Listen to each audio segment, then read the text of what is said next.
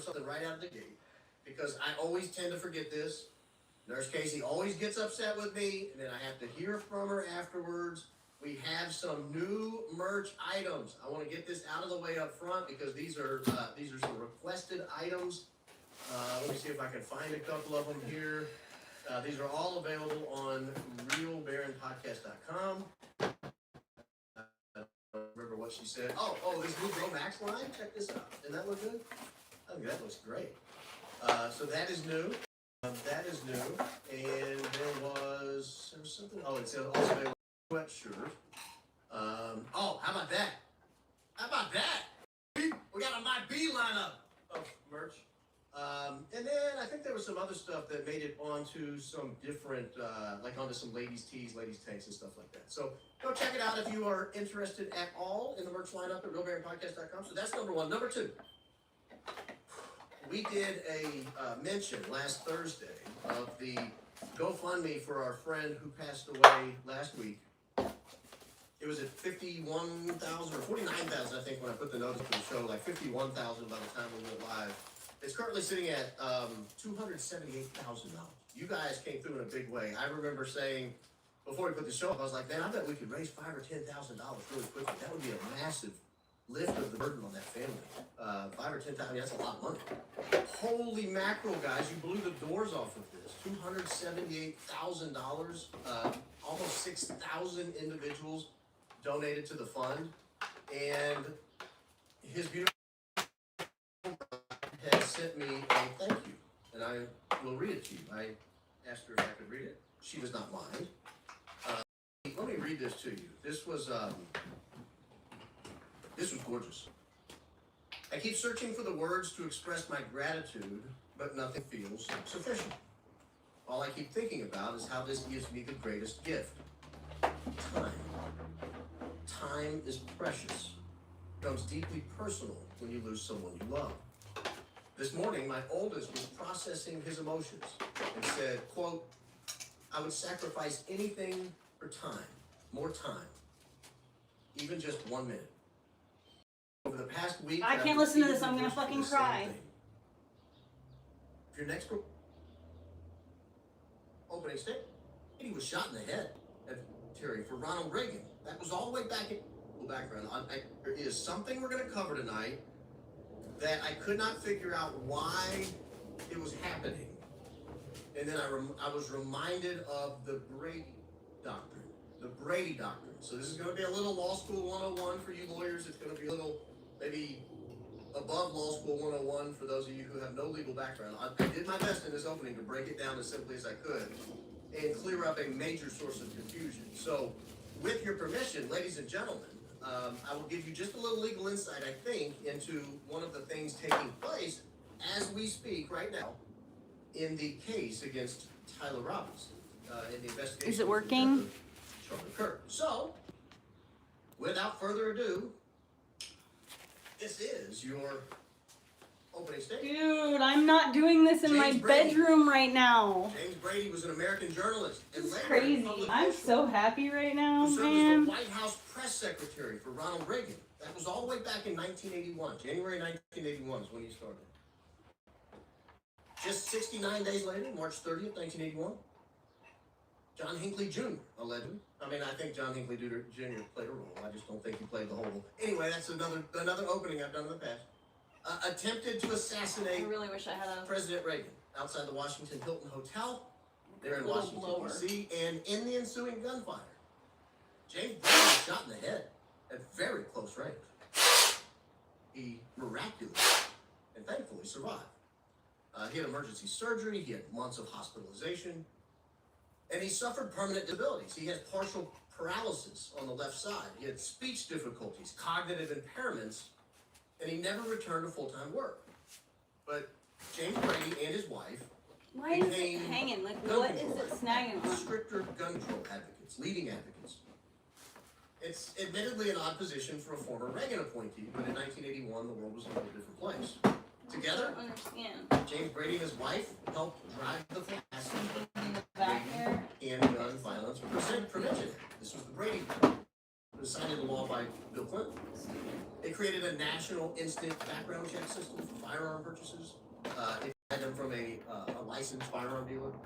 And it imposed waiting periods in its original form. I think And it's so while gonna be his better. legacy is closely tied to violence prevention, when we're talking about the Brady Doctrine, and that's what I'm going to explain for the rest of this, when we're talking about the Brady Doctrine, or sometimes called the Brady Rule, or I've heard it called the Brady Disclosure Obligation, that's an entirely separate and earlier development in U.S. constitutional criminal procedure. It has no real connection whatsoever to the 1981 assassination attempt. It doesn't have any association with the Brady gun bill from 1993 or any of the gun control law.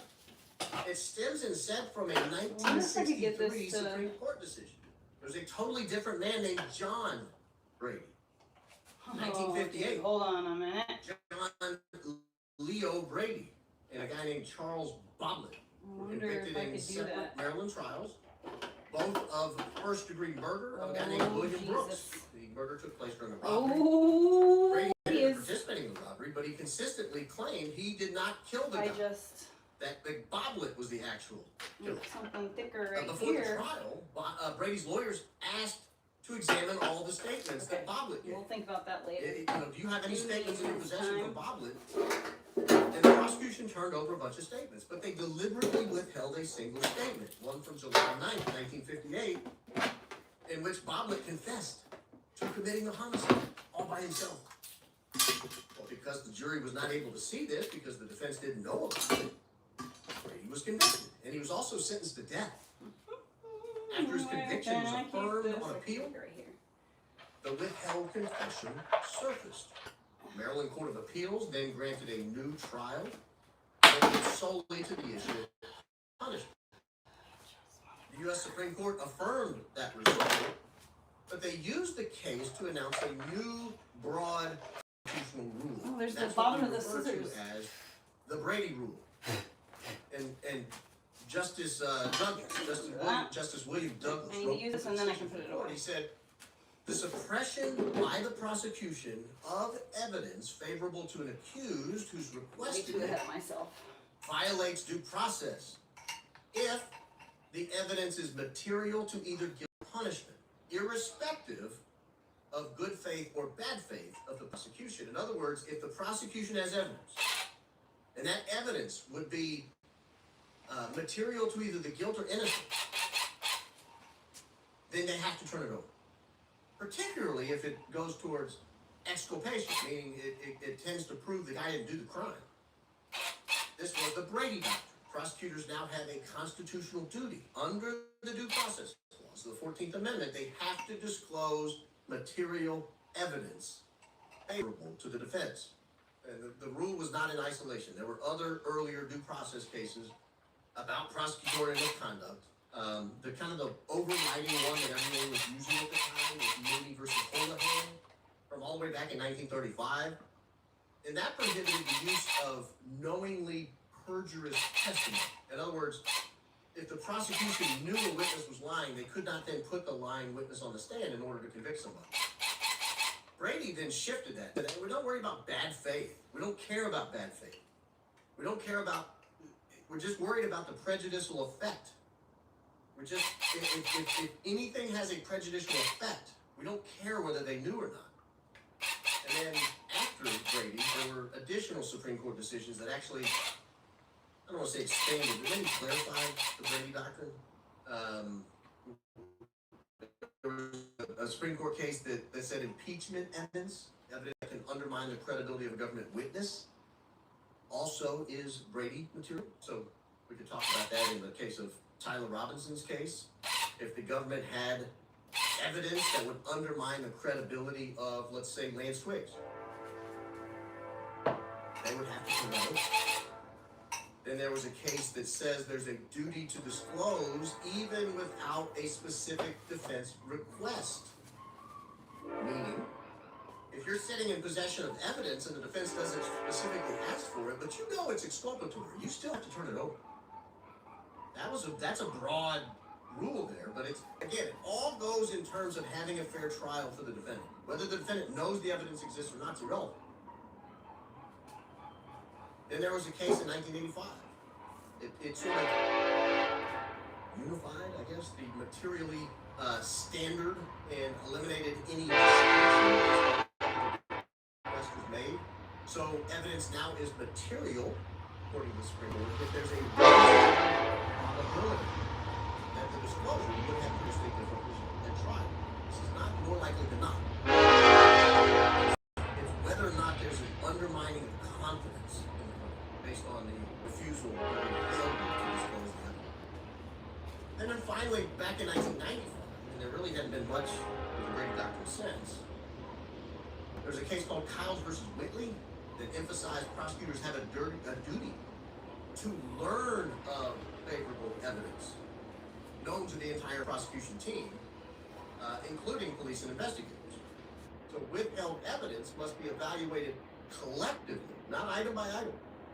And the prosecution can't avoid disclosure by claiming ignorance. That was a big one. That right there was a big one. So, Brady material now can be classified. We can look at what Brady material is in this line of cases, and it's basically any information that tends to negate guilt, tends to reduce punishment, tends to impeach prosecution witnesses. So I'll give you some examples. Let's say you have evidence pointing to another perpetrator.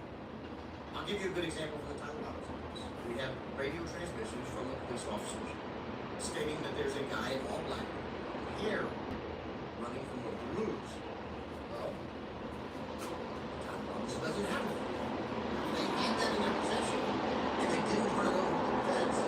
That would be a violation. I don't think anybody would doubt that that tends to point to another perpetrator. Inconsistent prior statements by witnesses. So, for example, Tyler Robinson, Lance Twiggs, they're going to introduce a statement given by him on April 20th. And April 20th statement is used. Well, he gave a statement on September 11th. What if the statements are inconsistent? They have to turn it over. Any inconsistency have to be identified and given to the defense. Promises of leniency, any kind of benefit. So if Lance Twiggs is going to get a deal, a limited immunity, even just for that particular statement, not just generally for the case, that has to be disclosed. And they did disclose that. Police misconduct records. That kind of seems like it doesn't apply, but it does, because it goes towards the officer's credibility. And then you have scientific or forensic evidence that weakens the prosecution's case. So any of these pieces of evidence that falls in one of these categories has to be given over. We're going to talk about one of those today. Nothing I've mentioned so far. Prosecutors bear this duty. It's an affirmative continuing duty, and they have to identify and disclose this material. They have to do it promptly. Ideally well before trial or even the plea negotiations take place, if they know about it before the plea negotiations take place. That way the defense can use it appropriately and effectively to help, navigate a strategy. This obligation extends to information in the possession of police and even other government agencies acting on the prosecution's behalf. A lot of prosecutor offices maintain just flat open file practices. You want discovery? Here's everything we got. We don't have anything else. Now that doesn't alleviate the burden of going and finding other evidence that they think might work, or might satisfy Brady, or might qualify for Brady. But at least you know they're not hiding anything. They just say, here's our file, what do you want? Some prosecution offices, larger ones typically, even have specialized units whose only job is to look for Brady material or think about what could be Brady material and go find it. This kind of compliance helps avoid any reversible error. That's the biggest thing the prosecution team ever wants to have, is reversible error. They don't want reversible error. They don't want mistrials. They don't want post-conviction relief. As soon as they get a ruling from the jury, they want that to be the end of the case. So a lot of times they'll even disclose borderline material just out of an abundance of caution. It helps build credibility, frankly, with the court and even the jury. Violations can result in not only overturned convictions, but also professional discipline. There are rules in the model rules of conduct that can sanction people for violating Brady. sanction prosecutors for violating Brady. It's an indication that they were very serious. Prosecutors should be held responsible. Violations are often discovered only after the conviction, so prosecutors have a strong institutional incentive to err on the side of disclosure. So defense counsel, one of the things they do is they just routinely file specific or even very general Brady motions, or just very broad discovery requests. That way, if any material is withheld, the defense has immediate remedies available. They can argue for mistrial. They can argue for exclusion of related evidence. They can argue for a dismissal of all the charges. After conviction, Brady violations are typically cured with a new trial. Sometimes, very rarely would a court step in, or an appellate court step in and reverse a conviction, but a lot of times they'll give you a new trial if there was significant Brady material withheld. These claims often lead to these vacated convictions or new trials. At trial, the disclosed Brady material is used aggressively, often very aggressively. Sometimes it makes the whole defense, for the defense, this Brady material. They want to use it to impeach witnesses, support alternative theories. They even argue for lesser charges or reduced sentences. Sometimes even in a plea bargain, the defendant may, I don't want to say leverage, that's not the right word, but use this Brady material to negotiate and try to get a better outcome. You know, victory is not always a defense verdict. Sometimes the best you can do for a victory is hope your guy gets 15 years instead of life. Golly gee willikers. A lot of times you have a very serious conversation with your client when they walk in. They're very obviously guilty. It's very obvious the evidence is against them. And you just have to say, what do you think victory is? If they say, well, a not guilty verdict, they'll say, okay, well, you're not realistic. If you want to work with me, we got to talk about what victory is. Victory might just be you don't go to death. You don't get a death penalty. You don't go to prison for life. The Brady Doctrine has become Heather, a cornerstone why are you of suddenly, fair trial. it's been too long. This is an adversarial system here in the United States. And it counts on honesty, it counts on integrity, it counts on honor, it counts on everybody playing by the rules. Yeah, but nobody's playing by the rules anymore. Recognizes the prosecutor's role is not simply to secure convictions, but to serve justice. And to ensure the defense has access to all the evidence that could favor the defense. Violations still occur, they're rare, but they occur. They still contribute to wrongful convictions. Again, it's rare, but it happens. It's been instrumental in a lot of exonerations. It continues to shape discovery practices. There's prosecutorial training on it. There are like nationwide ethical standards that courts have adopted. And so back to where we began, James Brady, name was a lot of people think that he got shot in the head, his name was Brady, and then all of a sudden he was a civil rights advocate, and now you got this Brady doctrine, and people think it's not him. It's not him. So I wanted to dispel that notion and give you just kind of a brief outline of what it is. But it is one of the most frequently litigated and consequential rules in criminal procedure, even more than 6 decades after it was created. And that is your opening statement. Someone complained the other day, I say that. I just did. All right, why are we talking Brady? I've come into some information. And frankly, I'm shocked by it.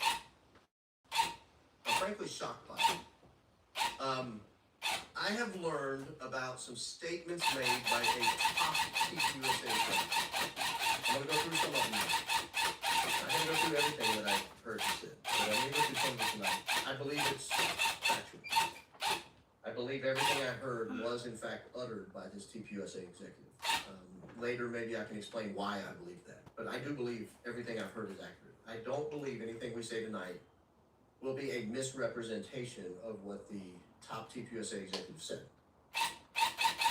We're going to cover a wide range of issues. For example, what were Charlie Kirk's views on Zionism and dispensationalism?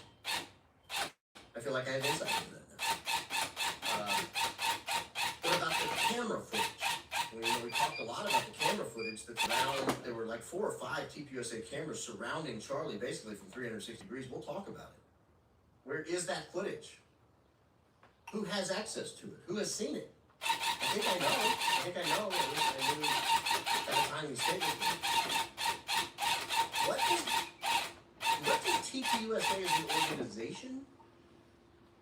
And what is the general consensus inside of TPUSA about whether Tyler Robinson committed the crime, whether he committed the crime alone, or whether he had help. I now have an idea of what the general consensus, at least was, but may still be, inside of TPUSA. And I have a little bonus at the end. I don't want to spoil the surprise yet, but there was something I heard this guy said, and I thought, man, that's consistent with what I've heard before, but I've never heard it out of the mouth of a TPUSA executive, or I've never heard it attributed to a TPUSA executive. So I did in this conversation, and it shocked me. It shocked me that they're so open about it, because I think it's deeply, deeply dishonest. So let me go through some of these. After we get done with this, if we have time, I think we will. You son of a bitch! If it can get snagged on something, it fucking will. It is unbelievable how that works. Case, that's just a real small section I want to cover. Always getting hooked up on something. It doesn't matter what I'm doing. I'm gonna get snagged up on something. We'll get to Rob McCoy. I have to figure out a way to stop getting irritated about it. The same way I stopped getting irritated about missing my turn all the damn time. Pretty shocking. I want to just open up with snag on shit, Heather. One of the reasons I did not particularly care for Charlie Kirk for a number of years, and I didn't dislike him at all. I didn't have a problem in the world with him. I wish the best for him. But I didn't love his politics. And one of the main reasons I didn't love his politics is he came across, or at least TPUSA as an organization came across, as a committed Zionist organization. They came across as an organization who was absolutely committed to Zionists, that promoted this idea of dispensationalism that I find remarkably non-Christian, abiblical. Meaning not non-biblical, but well, maybe even non-biblical, but certainly abiblical, not in there. And everybody kept trying to force Charlie Kirk into this Zionist role. And for years, he sort of played the part, I think. I mean, it's the way it came across. I'm going to tell you something that a top TPUSA executive allegedly said. The first thing is, Charlie Kirk was not a dispensationalist or a Zionist at any level. Not a dispensationalist or a Zionist at any level. Which shocked me. Because, we had Rob McCoy running TPUSA Faith. We have all these top donors doing their job. They are pushing out of the conversation, or attempting to push out of the conversation. Candace Owens, Tucker Carlson, Dave Smith. A lot of people, most people consider conservative or libertarian, who the main reason they're getting pushed out is because they're not promoting dispensationalism or Zionism. In other words, dispensationalism is, I think, can be broadly defined as, okay, Jesus came, and when he came, it sort of fulfilled the old covenant in that man. And so if you wanted to continue practicing that old covenant religion, you now had to follow Jesus. Church, all that stuff. Right? So that's the nature of the distinction between dispensationalism and not. In fact, the guy went on to say, not only was he not dispensationalist at any level, not only was he not Zionist at any level, but he also found a lot of value in what he called fulfillment theology.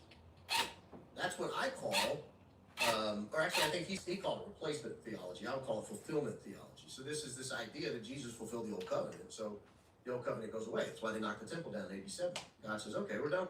You don't need a temple anymore. It's gone. But I thought that was pretty shocking. It was a pretty shocking opening salvo to what this TPUSA executive said. It totally flipped on its head everything they're trying to shove down our throats about Charlie Kirk, that he was some sort of Ziono master. Well, no. In fact, the guy went on to say, allegedly, and I believe it's accurate, if we could prove it's accurate if we had to, that Charlie was able to recognize the difference between geographic, ethnic, and political Israel. That's a bold statement because a lot of people on the TPUSA side right now, after Charlie Kirk died, are unwilling to make that distinction. If like Mike Huckabee does not make that distinction. Rob McCoy does not make that distinction. They don't make a distinction between geographic Israel, meaning the land that we currently call Israel, between Jordan and Lebanon and Egypt. They don't make a distinction between that slice of land, ethnic people who are believed to make up Israeli descendants, and political Israel, meaning the government that runs the current political state of Israel. A lot of people don't make that distinction. We mentioned Mike Huckabee by name, Rob McCoy by name, but there's a whole lot that doesn't make that distinction. Charlie Kirk did. According to this top TPUSA, they said he wasn't full on. According to this guy, Charlie Kirk routinely said we should be able to criticize or ask questions about the government of Israel without people harassing him about it. Israel or Israel of the land, geographic Israel, you weren't allowed to ask questions. And if so, you might die, and he did. And so that was shocking. I heard that this was said. I heard the person was. I know this is a very, very top executive at TPUSA. It's not Eric, for those that are wondering. But it is a top executive. If I was compelled to tell you the name, you would all go, oh, okay. Not a contractor, an executive. What was happening? That was Zionism and dispensation. Well, had I known all that, I probably would have had a different view of Charlie Kirk during those years. Because again, there was like a 4 or 5 year period that Charlie Kirk was not my cup of tea because of that singular issue. I am not a dispensationalist in any stretch of the imagination. I'm an opposite of that. I'm an anti-dispensationalist. I don't believe it's biblical. I don't believe it's philosophically correct. I don't believe it's logically correct. I think it's wrong. I understand a lot of people hold that position. I don't care. I mean, that's up to them. I don't like it when it causes people to die. I don't like when we fight wars over that position. But if I'd have known that Charlie Kirk was not a dispensationalist,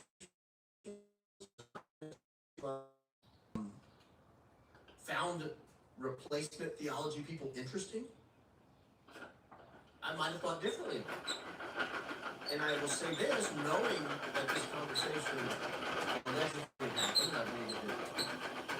Knowing that a top executive is attributing these things to Charlie Kirk, it doesn't surprise me that he's dead. Because I've heard how Rob McCoy talks about it. He doesn't think they have any rights. He doesn't think they have any value in the conversation. He views them as if they're scum. So it doesn't surprise me that he's dead, knowing that a top executive is alleging things about Charlie Kirk's personal, religious, and political beliefs. In fact, it makes it all the more obvious what I think happened. And why? I mean, we're getting to where the why, who killed Charlie Kirk, how, and why, we're getting to where the why is becoming increasingly solved. It's increasingly becoming solved, and it has nothing to do with transferees in St. George. Now, let's go to the camera footage, because there's been a lot of questions about what happened in this camera footage. And we've been told the FBI has everything. But is that true? Is that true? I can tell you at one time it was not true. Based on, again, this top executive from TPUSA and how he described where the camera footage was, who had control over it, and how the FBI had to look at it. So I can state with certainty the FBI had looked at it on a number of occasions, over and over and over. They had to keep accessing it. They wanted to find new information. I don't know what they were looking at. I mean, to me, once you see it once, case solved, right? That's what we're told. That's what we're told, is that it's so obvious. It was a 30-06 from the Losi Center. I don't know why you would need to watch it again and again and again. I was told this top executive said the FBI had watched it thousands of times. Why would you need to watch an open and shut case thousands of times? What are you looking for? What all do you see? What is the FBI interested in that it takes them thousands of times of watching Charlie Kirk die? It's a gruesome, graphic image. I can't imagine what the other camera angles show. It's really hot. I can imagine they're higher quality. I'm overheating. I can imagine they were rolling at 4K and 8K. I can imagine they were rolling at 60 or maybe 120 or more frames per second.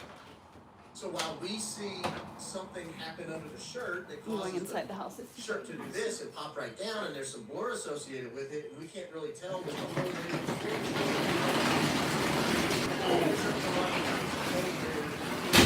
totally was hit there ever a myself hole in the up shirt? the We door. don't know that. Like, could you see the charms of the necklace? Could you see job. any parts of the microphone moving around under there? I think the different angles would give you a lot of good information on that. The only ones we've seen are like cell phone footage from the crowd, which is not very good, frankly. You can't slow it down enough to really get an idea what's going on.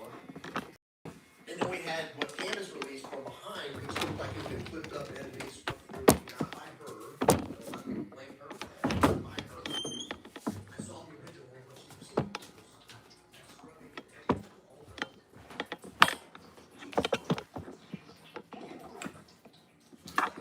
If it can get snagged on something, it will.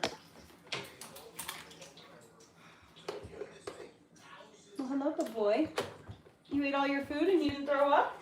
That makes me a happy mommy.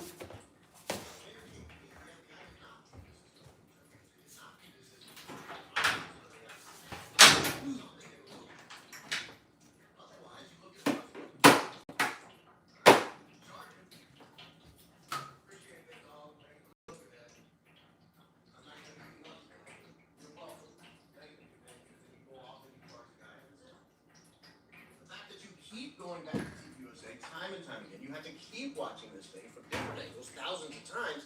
There's something the FBI is interested in that footage, and it's no wonder why we have not been privy to it. In fact, what I was told is the FBI itself does not have these images. They don't have these images, or at least they didn't at the time these statements were made. Instead, these images were in the custody of TPUSA the whole time. They were not turned over to the FBI like we were told. In fact, they had to have special software to be accessed, and that software was at TPUSA, and so every time the FBI wanted to see this footage, they had to go through TPUSA's production department to get it. Not Terrell Farnsworth, but the permanent employees of TPUSA, Terrell Farnsworth being, again, just a contractor. That's a really strange set of facts to me, and I put my head all weekend thinking, why is this the case? Why wouldn't TPUSA just turn this stuff over and say, here's the subscription you need to access this? I'm sure it's just some SaaS platform, some sort of Adobe production, or some sort of MacBook production, or whatever. I mean, it's the FBI, it's the freaking FBI. Give them the footage, they'll figure out how to open it. These guys crack open locked iPhones that supposedly can't be cracked open. Where is my essential oil? These guys read, I wonder. computers that have been wiped 9 times, and they're able to And that recover thing everything. that They goes can on my open a dresser. video file, so why don't they have it? That's why I did the opening on the Brady. I don't think they want to have access. I don't think they want it. Because it probably shows things that are consistent more with what we believe, or at least what I believe, than the official narrative. The official narrative, of course, is that Tyler Robinson climbed the Losi Center stairs with a 30-06 somehow. Down his pants, but he was able to bend both legs. It was down his pants enough that he had to limp, but when he was going up the stairs, he was fine. He was able to bend, but not able to bend both legs. So in the stuff that was given to me, totally able to bend both legs walking upstairs. I don't know how that makes sense. I don't know why the distinction, but that's what we're told. That's the Fed slot narrative. That's what people are going down with. Anyway, But I if have it these was a 30 on things. 6 for the Losi Center, and the video evidence clearly showed that, turn it over to the defense. These Enough of this has things been released publicly. Maybe release a little were snippet. randomly. Say, Oh, here's hello what there. people are out. These things were randomly in the box of stuff. They're like absorbent, like terracotta. I think these are Think about the implications. for putting The FBI essential didn't have oils it. on. Does the Then you FBI set have it to around your turn it over? house. Does the prosecution have to turn it over to the defense? Go back and read the Brady. Go back and read the line. Oh, it's an Brady. incense holder. It has a little stick The hole, I duty think. to Do I have disclose, incense somewhere? At least the way I look at it, might stop out government In that actors. same place, maybe? I don't know. TPUSA, despite acting like a government Let's just actor, is see what not. happens. They're a private organization. That means the defense would have to go get it from them. That's interesting to me. Very interesting. Because we are way early from any kind of Brady deadline passing. There is no, I mean, Tyler Robinson hasn't put in a plea yet. Much less a plea negotiation. I mean, they're seeking the death penalty. Are they in active plea negotiations? I doubt it. They haven't even, like I said, haven't even gotten to the preliminary stages yet. We haven't even seen, if you're the defense team, we haven't even seen the first draft, so to speak, of what the prosecution has. And then it'll sit in the So sunshine the and get investigator warm. can't access it, allegedly, without running through TPUSA software. And they have to run through TPUSA every single time. That So I tells put it in me the that windowsill, and then when the sun hits it, it'll warm up, or at least at the time this and then person it'll didn't. smell like the essential oils that it has absorbed. And it has broad applications for the integrity of both TPUSA, their official narrative. They act like, oh, everybody just accepts This it's one Tyler smells Robinson. really You don't accept fucking it's good. Tyler Robinson, you're an idiot. We'll get to that. We'll get to that in just a second. Yum. Because what Good I smelling heard things. next that this person allegedly said blew my mind. We have been subjected on this side to an onslaught, an absolute brutal onslaught of FedSlop people on X, on YouTube, on Rumble, trashing your humble culture, trashing Candace Owens, trashing anybody who would suggest that the official story is anything but perfect. The official story again is Tyler Robinson did this by himself. That's what the text messages show. I had planned this for a little over a week. I wanted to take this to my grave. I didn't want anybody to know about it. And we're told if you question that, you're demonic, man. You're under the control of Satan. You're a tool of the demons. You're in the dark side. Or you're crazy, or you're just evil for the sake of evil. This is a consistent narrative that comes from the FedSloppers, and you've got all these people that conspire on X. They have their little group chats on X. I'm going to say this, I'm going to say that. Oh, they're trying to, oh, there's trouble in paradise. Candace and Barrett are fighting. We're not fighting. We're talking today, or yesterday, or today. You can't remember which. There's no fighting. There's unity. Unity now more than ever. Because we're getting somewhere quickly with information like I have here tonight. Because here's what I was told. It's a top TPUSA executive. And when I say top, I mean there's no one above him in this department. Like, this guy answers to the CEO and the board. There's no one above him. This is the tippy top. You could probably 10 people, and you'd probably be right. I do wear long stockings all the time. It's not Andrew Colvin. He's not a full-time employee. Yes, Pippi Okay, so, Longstocking. Pippi Longstocking is literally, like, I think the single most, the character that influenced me the most throughout my entire childhood and my life in general. I'm pretty sure it's Pippi Longstocking. I love Lisa knows. all the way up. That's weird. Gary.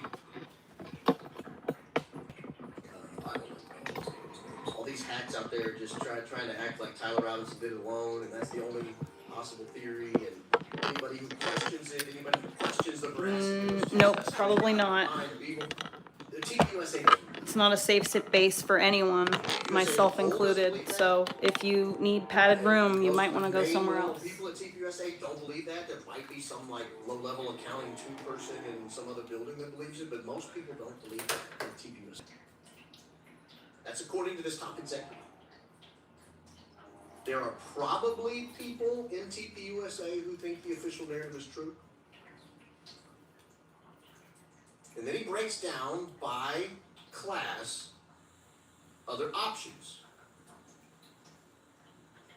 He said, for example, there are others who say whether Tyler pulled the trigger or not, he had something to do with it. And that's a big percentage, that's a big portion of the TPUSA employee position.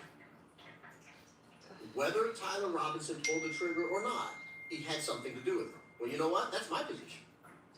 That's my position. And I make it count on a daily basis. I get attacked every day. I get called some of the worst names you could possibly imagine. I get some of the worst direct messages you could ever see. My fucking garage door was open and now I've got flies in the house. According to a top Team USA executive, is very much in line with a lot of other top people at Team USA. Whether or not Tyler Robinson pulled the trigger, he had something to do with it. I don't think he pulled the trigger, but I think he had something to do with it. And that's a big position. So why are they sending out attack dogs? Not my house. Why is Andrew Colbert coordinating with people to go out? And I've got more evidence of coordination I'm going to release this week. It's going to blow your mind.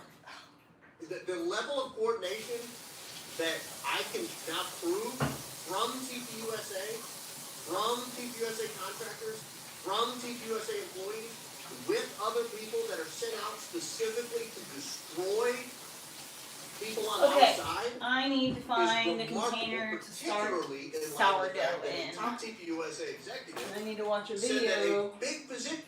I need to watch a video to teach me how.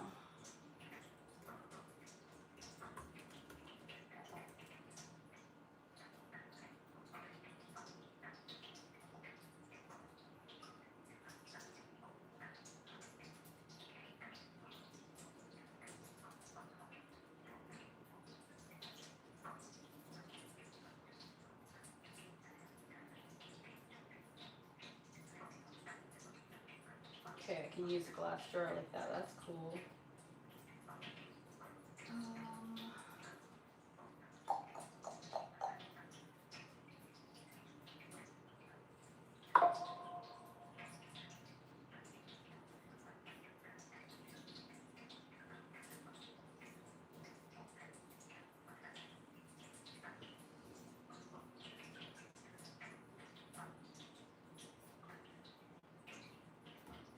Today I'm going to show y'all how to make sourdough starter and sourdough bread. We're beginners, step by step. Oh, Sourdough is one of those things where it seems really complicated, but it's actually one of the easiest things. And once you master like sourdough starter, not even sourdough bread, just sourdough starter, like you're unstoppable. You can make biscuits, pancakes, focaccia.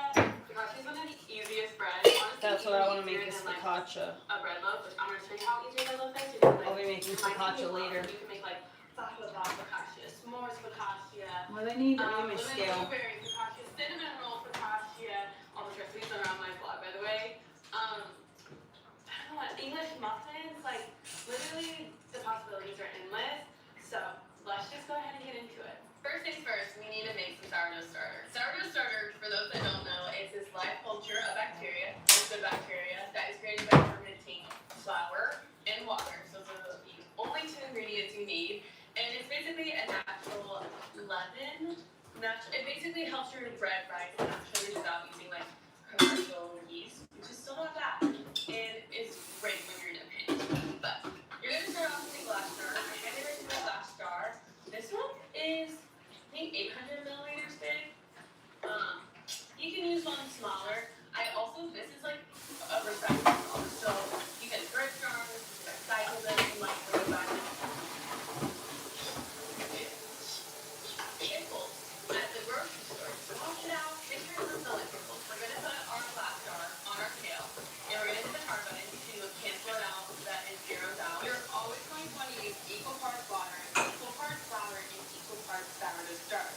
Now we currently don't have sourdough starter, so we're going to start off with 50 grams of water, and we're going to hit the tar button to zero it out. So I went up for 4 and 53 grams, so we're going to do 53 grams of flour. And now that we have equal parts flour and equal parts water, we're going to mix it together. We're going to add the lid, and we're going to let them sit for 24 hours. The process of creating your own sourdough starter from scratch is going to take about 7 days total for it to become properly fermented, live, bubbly, active, and ready to naturally rise in your all the literally whatever makes you tired. So every day we're going to do this. So what we're going to do is take 50 grams of water, make the fresh sourdough starter, then we put the remaining sourdough in the jar. Kind of like to swirl around our water until the jar is clean. The thing is, you never want to wash it out with soap, as that will interrupt the fermentation process and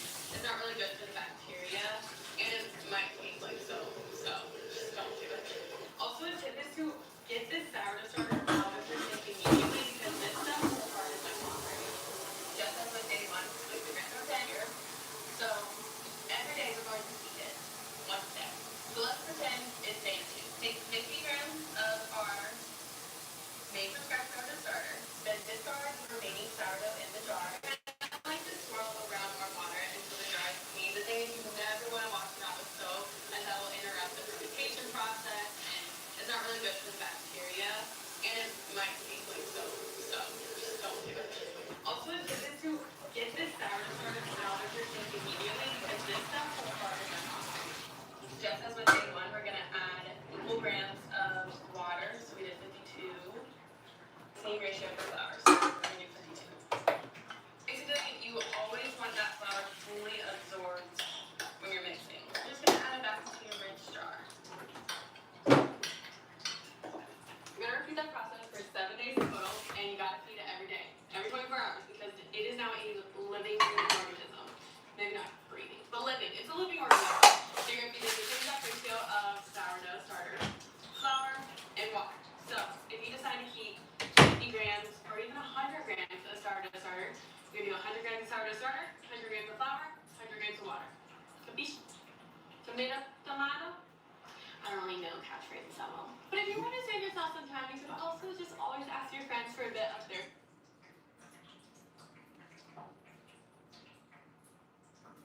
Let's make the most amazing, incredibly soft, baked bubble focaccia. It's an oni dough and requires only 5 simple ingredients. If you're not familiar with focaccia, as I'm telling you the best way I can describe it to you, it's almost like a bread and pizza had a baby.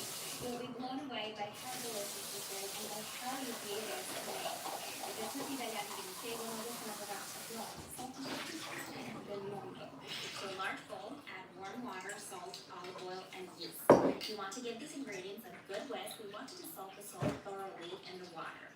Now let's talk flour. I usually use all-purpose flour for my breads. It's convenient as it's the one I usually have on hand. However, for this recipe, you do want to use a high-protein bread flour.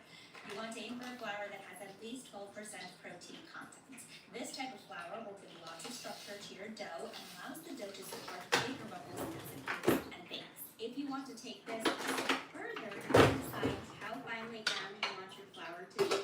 I prefer 0-0 flour, even though it's not the healthiest choice. Damn, does it make good bread and pizza. My mom, on the other hand, opts for something like this, which is type 1. It's a less refined flour and it gives a darker and more robustly flavored focaccia. Both flours have 12% protein. What did you say? Just flour and hydration dough. While this may sound complicated and fancy, in really simple terms, it just. Today I'm going to show y'all how to make sourdough sponges. They're like biscuits. You're going to eat. You need to make luscious. I don't know what luscious. No, it's this live culture of bacteria. It's good bacteria that is created by fermenting flour and water. So those are the only 2 ingredients you need. Okay. And let's make the most amazing bread. You can decide how finely ground you want your flour to be. I prefer 0-0 flour, even though it's not the healthiest choice. Damn, does it make good bread and pizza. My mom, on the other hand, opts for something like this, which is type 1. It's a less refined flour and will give you a darker and more robustly flavored focaccia. Both flours have 12% protein content. Now this dough is a high hydration dough. While this may sound complicated and fancy, in really simple terms, it just means it's going to be hell if you try to knead this dough. It is wet, it is sticky, there is no way you can knead this dough. So I'm going to show you the good old stretch and fold technique. It is my favorite way to make bread. Scrape down the sides of the bowl, cover the bowl, and come back in half an hour. After 30 minutes, you're going to wet your hands. The water will just prevent the dough from sticking to your hands.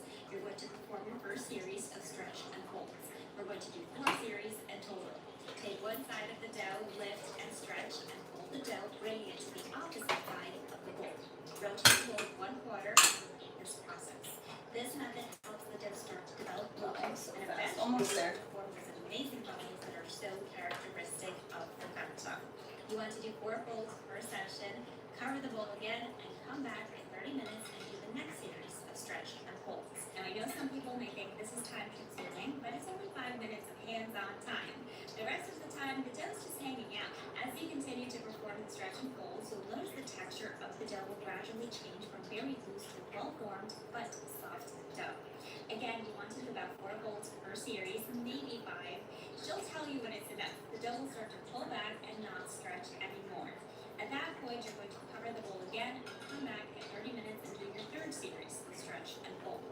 want to do at least 4 series in total, so the entire process should take about 2 hours, but only 5 minutes of hands-on time. I say about 2 hours because you really want to pay attention to your dough. Is it supple? Is she a bubbler? Does it need an extra series of folds? Visuals are key when making bread. Now after your last series of folds, you have 2 options. You can either cover the dough and pop it in the fridge overnight, which I do recommend for beginner bread makers, or you can set this to the side one last time for 30 minutes and make the dough the same day. So cover the bowl well, set it to the side, and then pop it in the fridge overnight. This is how the dough is going to look.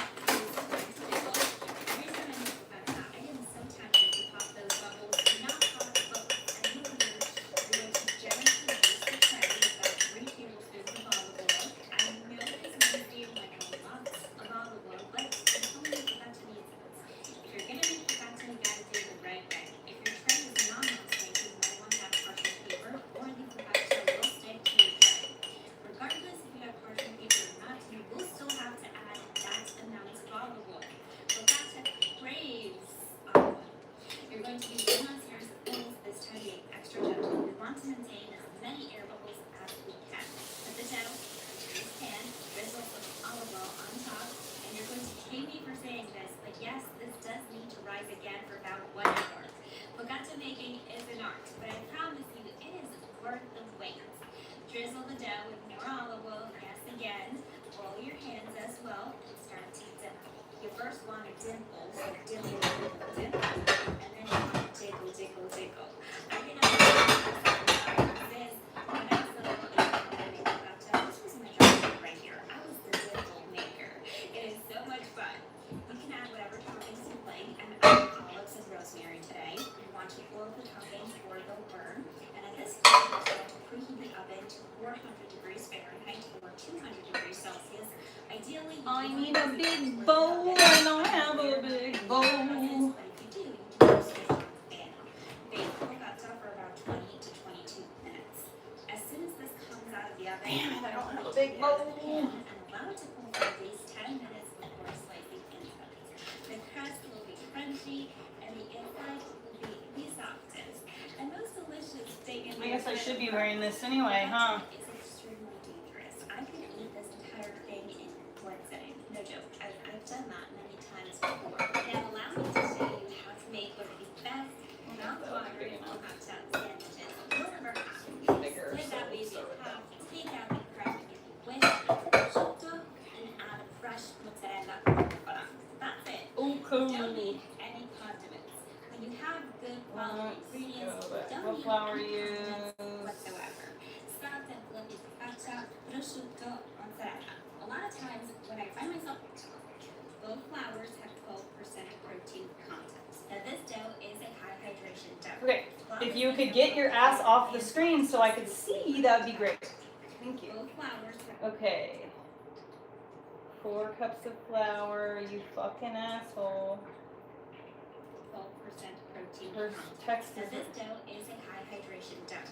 While this may sound complicated and fancy, Okay, but you're not gonna tell us how much water to use? it's going to be hell if you try to knead this dough. It is wet, it is sticky, there's the big bubble of focaccia. It's as I'm telling you, you'll be getting the same with warm water. Okay, there we go. So 2 cups of warm water. 2. Down, you bitch.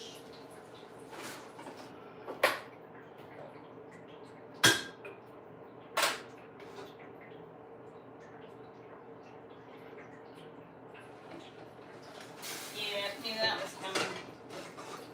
There we go. Don't be stupid, Heather. Do it the right way. Justice. Okay, so 2 cups of that. Let's just do that on high for about 45 seconds. So we need 2 tablespoons of yeast.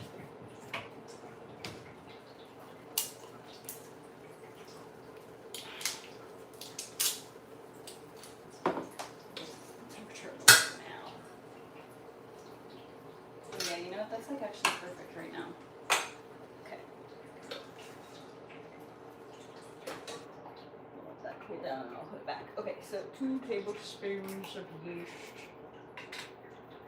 I'm probably gonna be eyeballing it because I don't have a thing in my bum.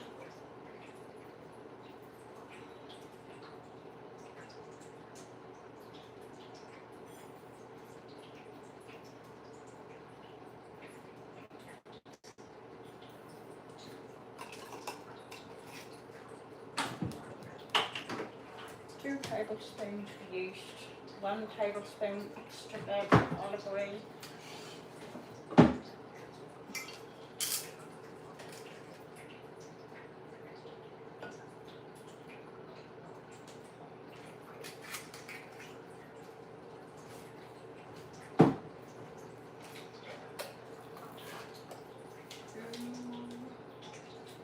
Teaspoons of salt.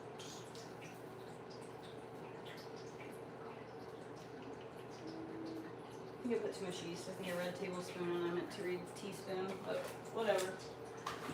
Just be extra bubbly and they'll be more likely to survive. Okay, so 2 cups warm water, 1 tablespoon extra virgin olive oil, and the yeast. Okay. I'm gonna be eyeballing my cups too.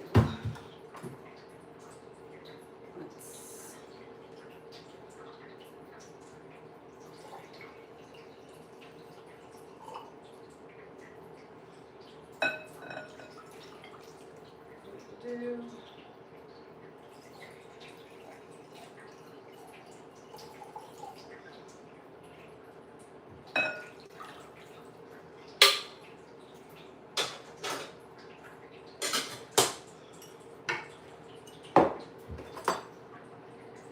I have a thingy.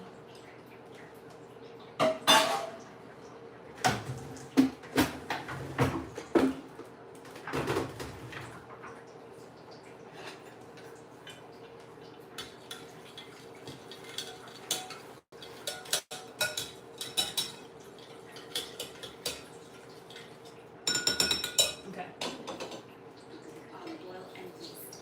You want to give these ingredients a good whisk. You want to dissolve the salt thoroughly in the water. And let's talk flour. I usually use all-purpose flour for my breads. It's convenient as it's the one I usually have on hand. However, for this recipe, you want to use a high-protein bread flour. You want to aim for a flour that has at least 12% protein content. This type of flour will give lots of structure to your dough and allows the dough to support the flavor levels as it keeps cooking. If you want to take this a step further, you can decide how finely ground you want your flour to be. I prefer 00 flour, even though it's not the healthiest choice. Damn, does it make good bread and pizza. My mom, on the other hand, opts for something like this, which is type 1. It's a less refined flour and will give you a darker and more robustly flavored focaccia. Both flours have 12% protein content. Now this dough is a high hydration dough. While this may sound complicated and fancy, in really simple terms, it just means it's going to be hell if you try to knead this dough. It is wet, it is sticky, there is no way you can knead this dough. We're going to use the good old stretch and fold technique. It is my favorite way to make bread. Scrape down the sides of the bowl, cover the bowl, and come back in half an hour. After 30 minutes, you're going to dry your hands. The water will just prevent the dough from sticking to your hands.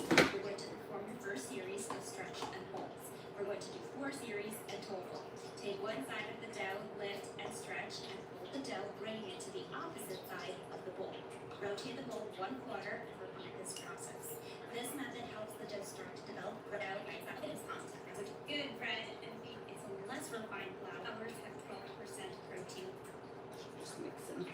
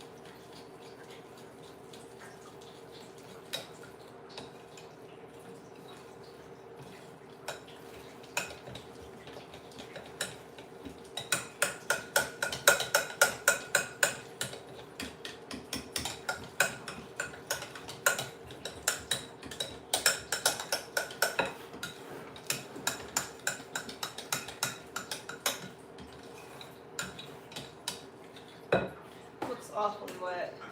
Now this dough is a high hydration dough. Mm-hmm. While this may sound complicated and fancy, in really simple terms, it just means it's going to be hell if you try to knead this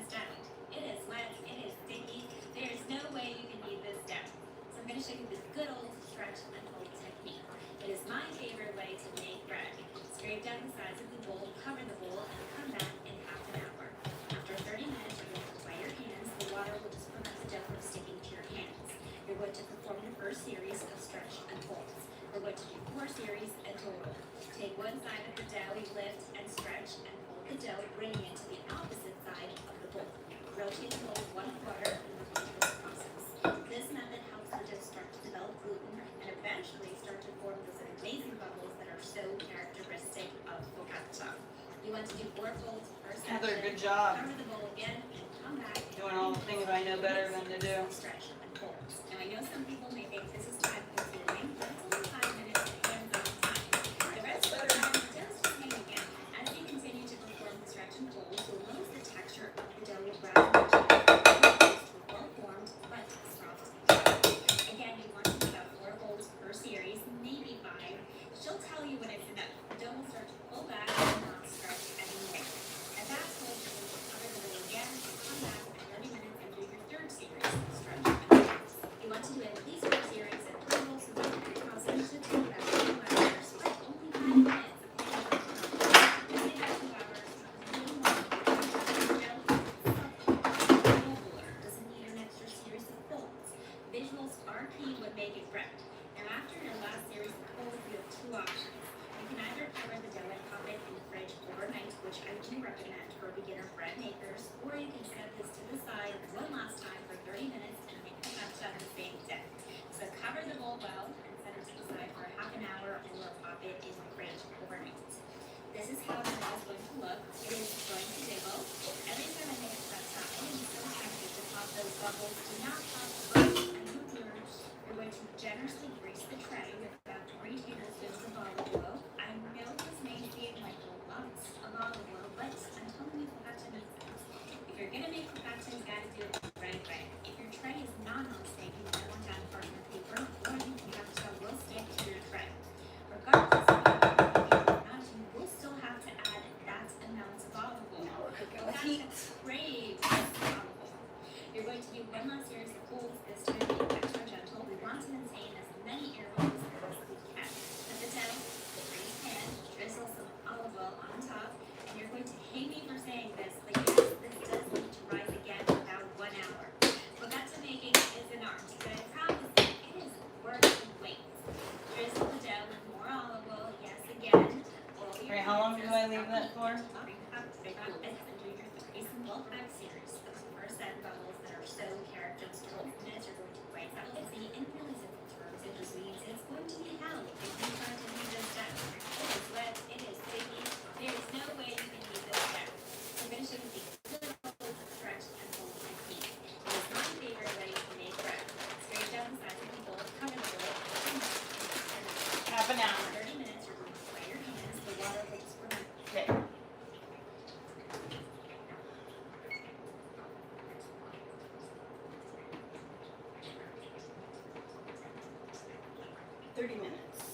Okay.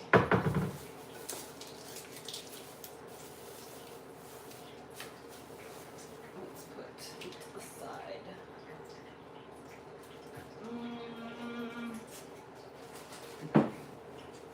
Right there for now while I clean up a little.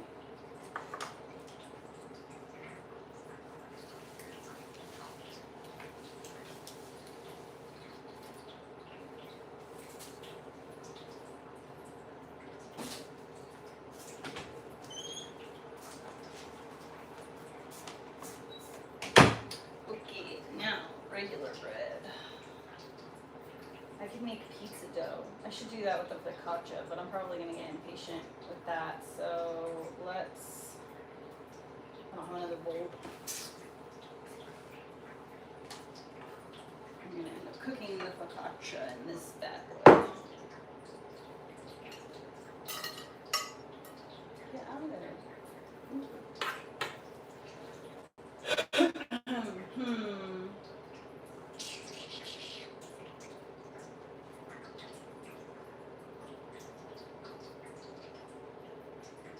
What could I make quickly and nowly?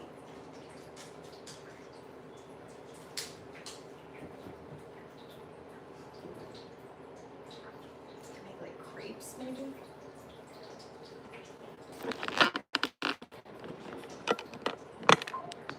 Maybe I'll make some crepes.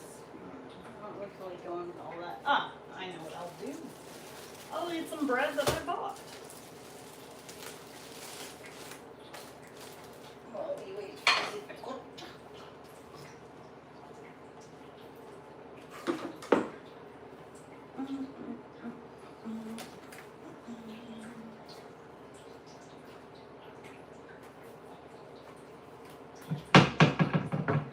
Humana. I'm gonna be pulling this back and forth between. Well, I guess I don't really need to use that out there like once in a while, so maybe not. Maybe not.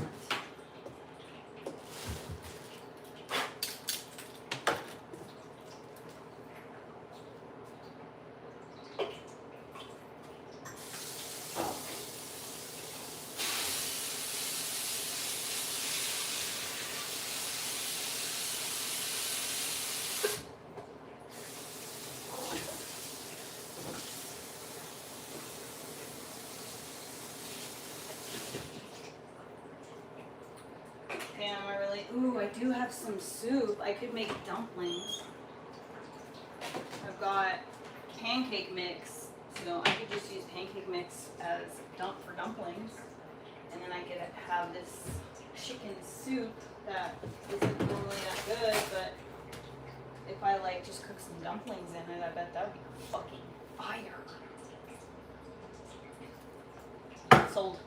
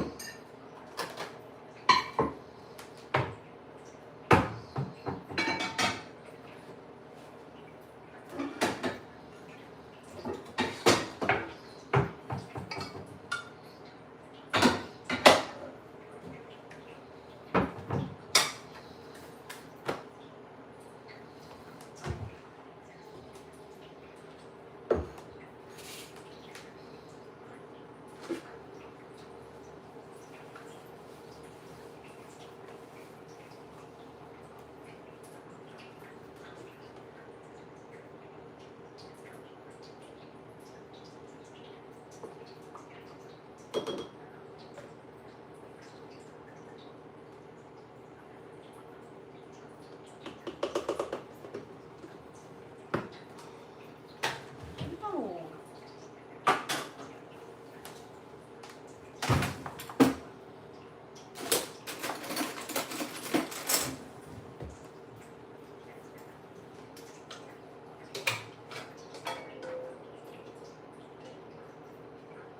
What am I doing? I should use cream or something.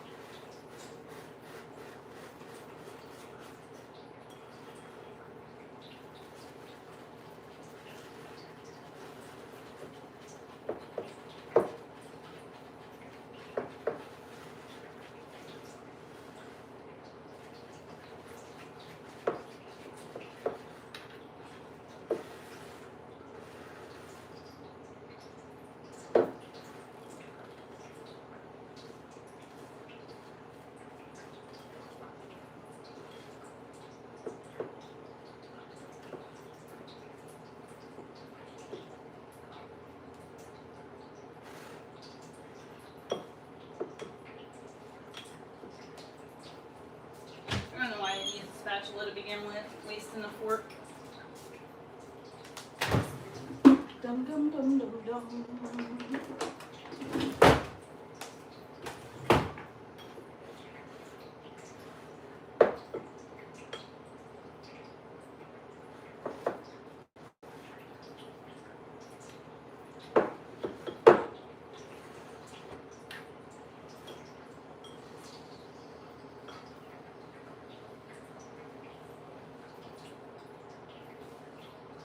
This suspicion inside of TPUSA is that Tyler Robinson was just involved and may not have pulled the trigger.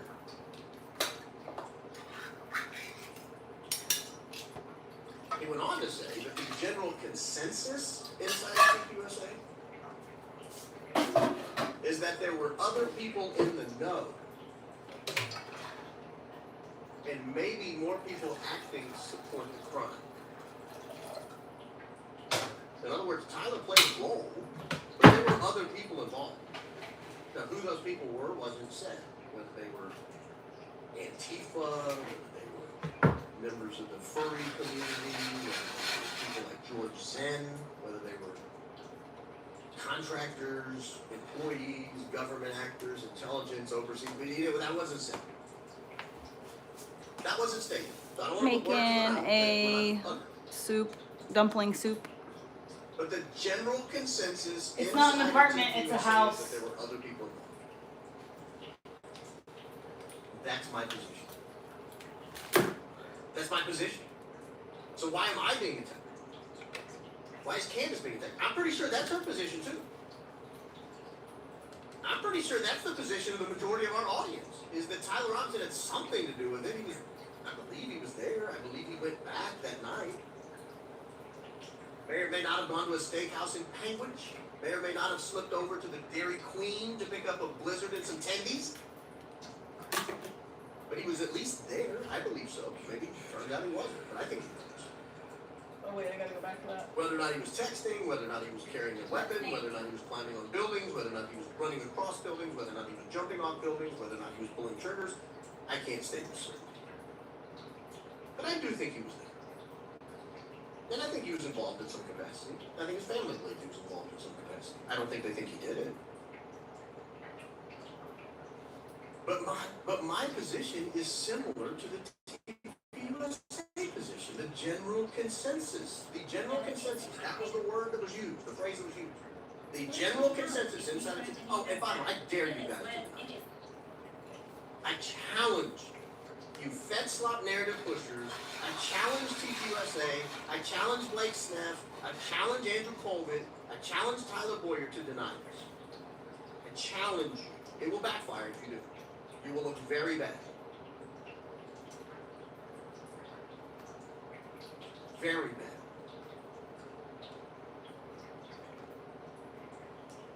And then the person goes on to say that there are people in TPUSA who believe the conspiracy theories. Thanks, guys. This is so weird that I'm in a house. His words, not mine. Then there are people I who like can't believe I have a fucking kitchen and a sink and a whole ass house. It's mine. So why are we being attacked?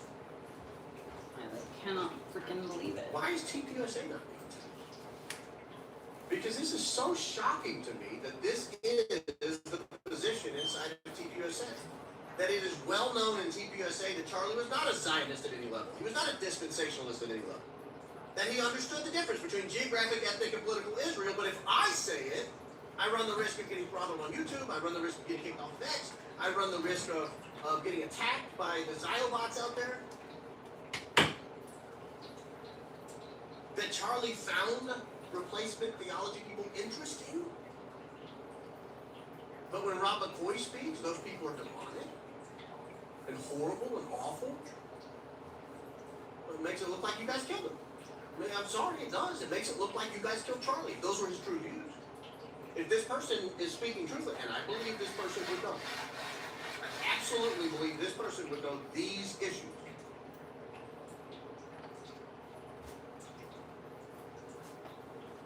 It's funny.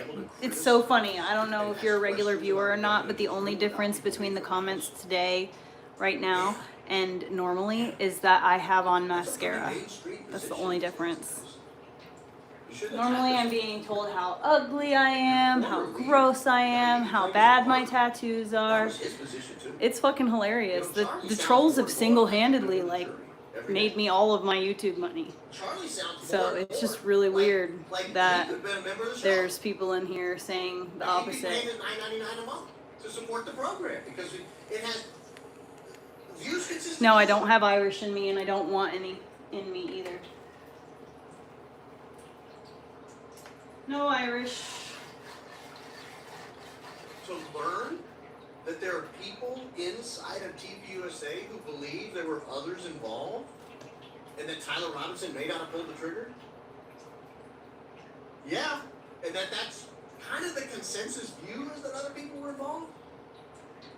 Guys, Where's my we straw? I have like a have glass been straw that someone made for me.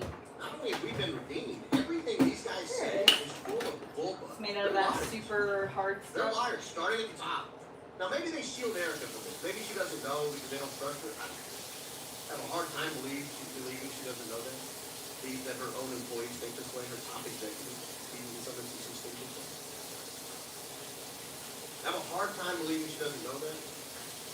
But the rest of them, Blake Sneff, Andrew Baldwin,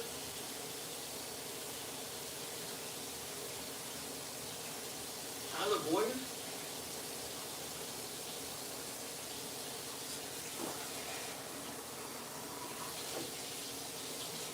all the people over at TPUSA Faith, all the people at TPUSA Education.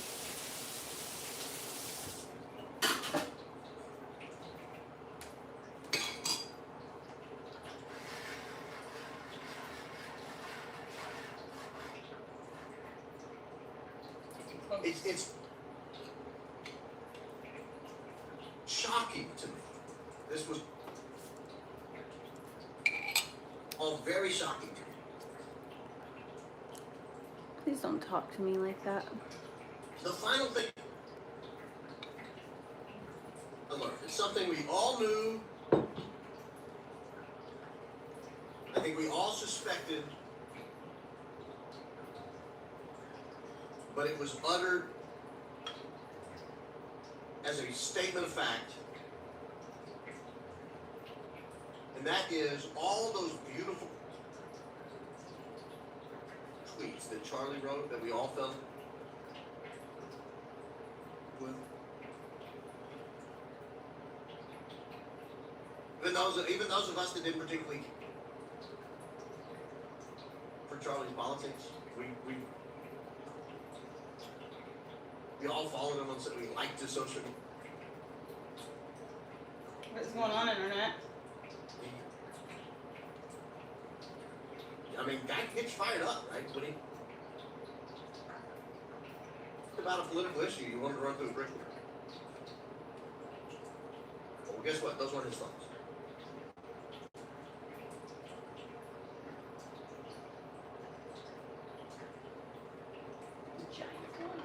They weren't his thoughts.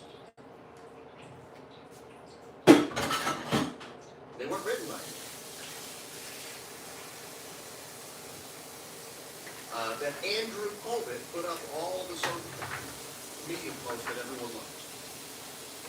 That is right out of the words of the TPUSA executive.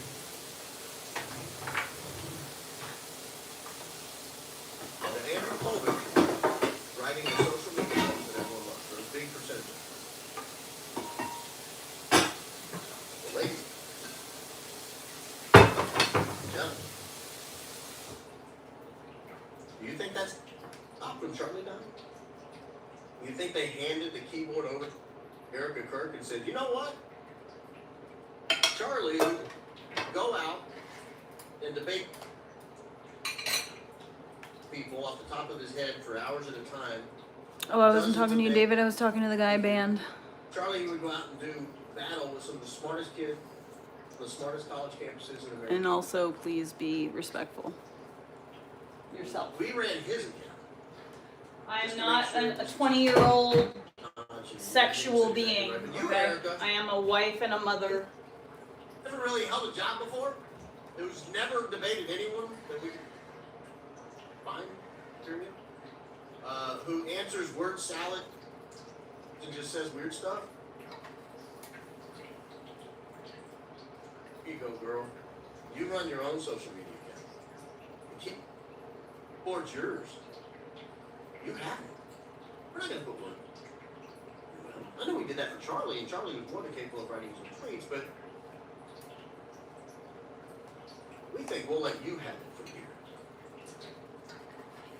No, friends. No. There's a 0% chance that's true. I think it's deeply dishonest. I think it's deeply dishonest. I write my own tweets. I know there are people who don't write their own tweets, but generally speaking, the people who don't write their own tweets, they're writing about things like, oh, I got an upcoming next Tuesday at 5 p.m. and they've outsourced that to some group. Make sure the fan, like, you know, I follow my comedians on X, I follow, you know, social media.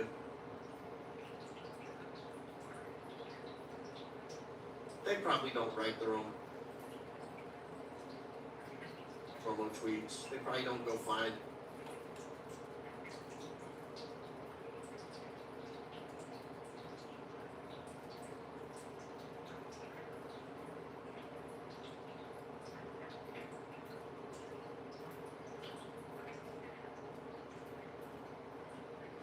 video to put up and edit it down.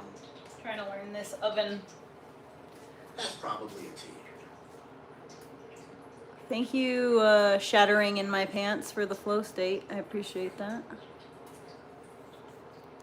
That was very sweet. Hi, Mary Lou. But who wrote the Father's Day tweet? Thank you so much. Is that you, Eric? It's my new house. This is my new house, Mary Lou. This is my new house. That's weird. Who's writing any of your stuff? Oh, Is that thanks. all Andrew? Because I could Thank you so freaking much. April. go back and look. Yeah, I'm really excited and very happy.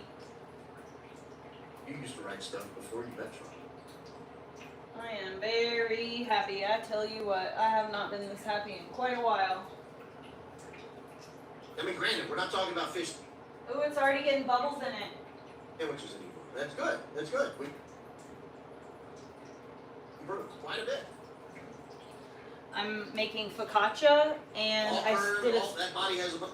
I started sourdough starter. I don't have a starter from anywhere to like start from. Like I don't have a friend or anything that has one, so I'm just starting one of my own, or at least attempting to do so.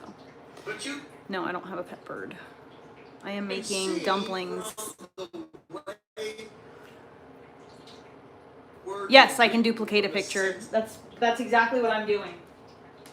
From the pacing. The Doberman rug is a photograph that I turned into a cartoon, and then I projected the cartoon and whatever. But I take the photograph of the animal and I turn it in, you know, I draw over it. Like here, it's right here. So Maybe. I took the picture, that's the picture of the dog, and I just traced over it, and then this is what I made.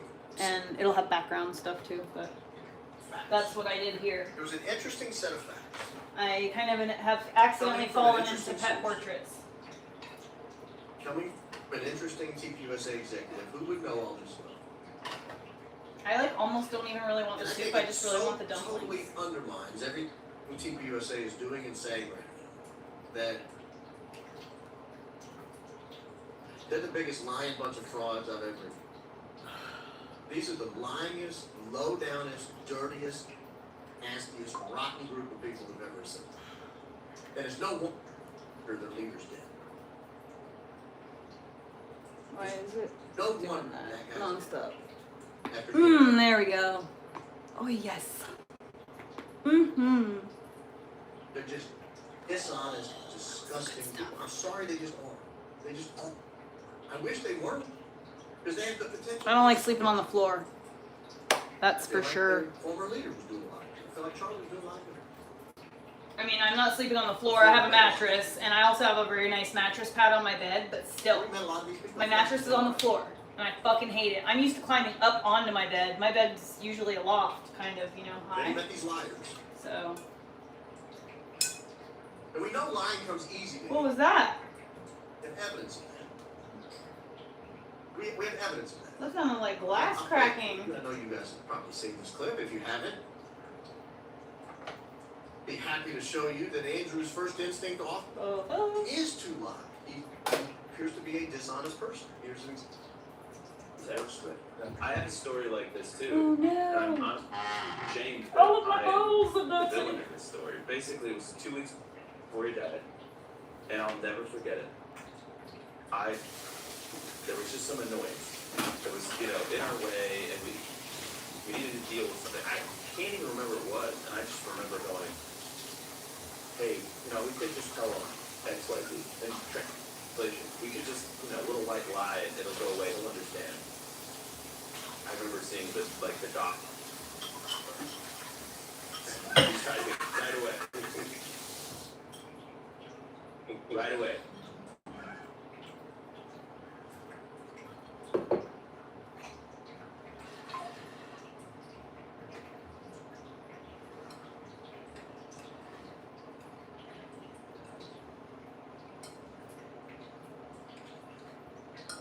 We don't lie. It was a private message with me, and it wasn't,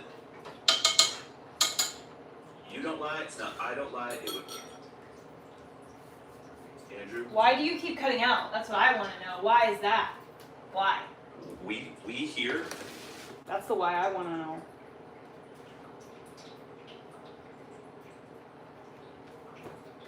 on the show, in this turning point, we don't lie. I have like full bars. I'm like super confused. Is this going through just fine? I'm not in anything. I'm not a hipster, I'm not a hippie, I'm not anything. I'm just Heather. Thank you.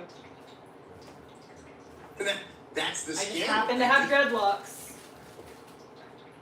Because I want long hair and I have very fine, very, very fine, like spider silk hair. It tangles very easily. I could not have long hair if I did not dreadlock my hair. So that's why I have dreadlocks. It's not because I am like, peace, love, man. I fucking can't stand those people. Did you hear? It's not me.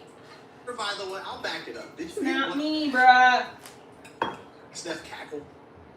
What It sucks that I happen to be interested about in the some line. things that same things that hippie retards are into. did but you hear the?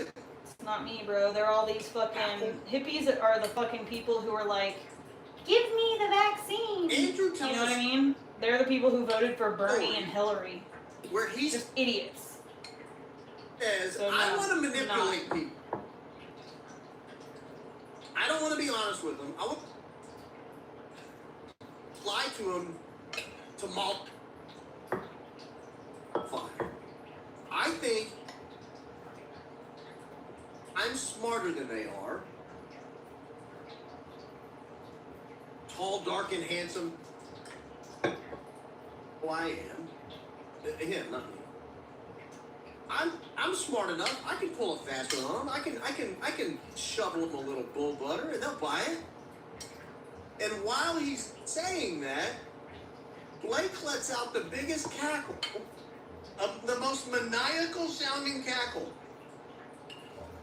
Don't It was want so the noodle. bad, I Just immediately want... looked around the room to see if I had a straitjacket to take. He's typing right away. Right. Felt like a macaw. Golly, that's your reaction to this confession hour? I remember seeing the dots. He's typing right away.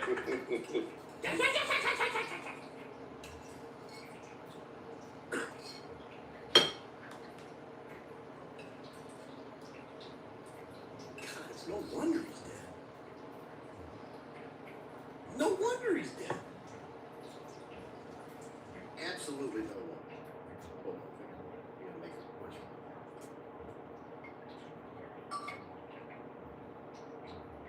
All right. Let me, now that we've established Andrew's first instinct is to lie, now that we've established that TPUSA has lied about all of these issues, Charlie's Zionism, Charlie's dispensationalism, Charlie's criticism of our greatest ally, whether or not they turned over the camera footage to the feds. What does it mean to turn it over? Does it mean just allow them to come into the Beverly Road headquarters whenever they want, get a look at it? Or does that mean like put it on a disc and hand it to them? Like, what does it mean? Whether or not they believe Tyler Robinson did it. Whether or not they believe Tyler Robinson did it alone if he did. Now that we know they lie about all of it. And now that we've remembered Pepper. that Andrew Colvette's first instinct often is to lie.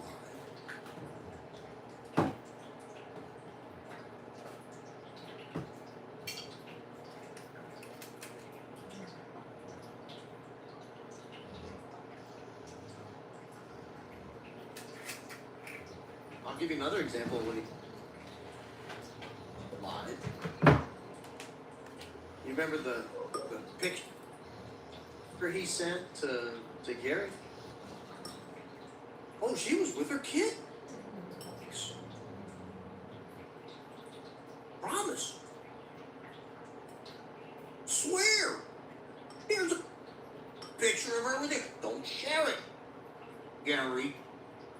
What? Gary not shared it. We would all believe Gary was looking at a picture with his kid. Why would Gary lie? Mhm.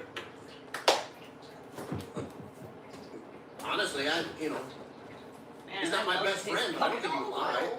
If you saw a picture, he would tell people, yeah, it's it looked like her kids. Maybe she was. But he showed the picture and everybody looked at him. No, those are teenagers. That's not a 3-year-old or whatever old they are. Oh, yeah. That boy has a mustache. He just drank a back and drove over other people who. FaceTime audio, Grandpa Josh.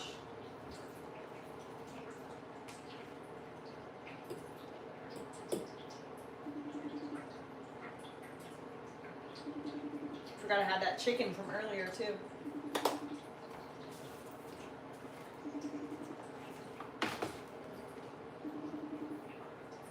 Be right back, I had to call my kid.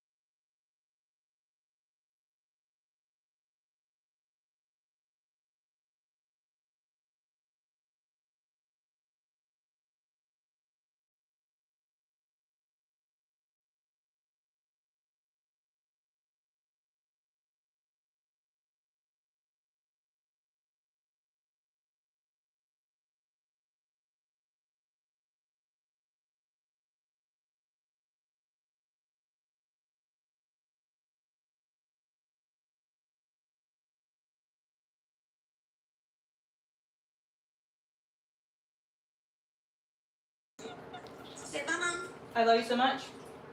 Peace, bye. Peace. Bye. Bye. Mom. Bye, Pinoti buddy. Love you, bye. I love you so much. This is glow in the dark. Hey, wait. Hey, Josh.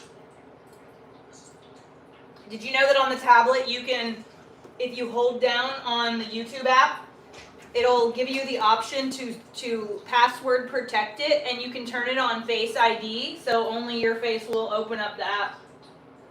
It only has Any app on the phone. It only has Anyway, I just want to let you know that. I love you. It only has the thing where you can do fingerprint only. Mm-hmm. Yeah, so then it could be your dad's fingerprint and not yours. So there we go. Fingerprints on there. Well, you can turn it off, take that off. You can easily delete it. Okay, bye, Mom. Bye.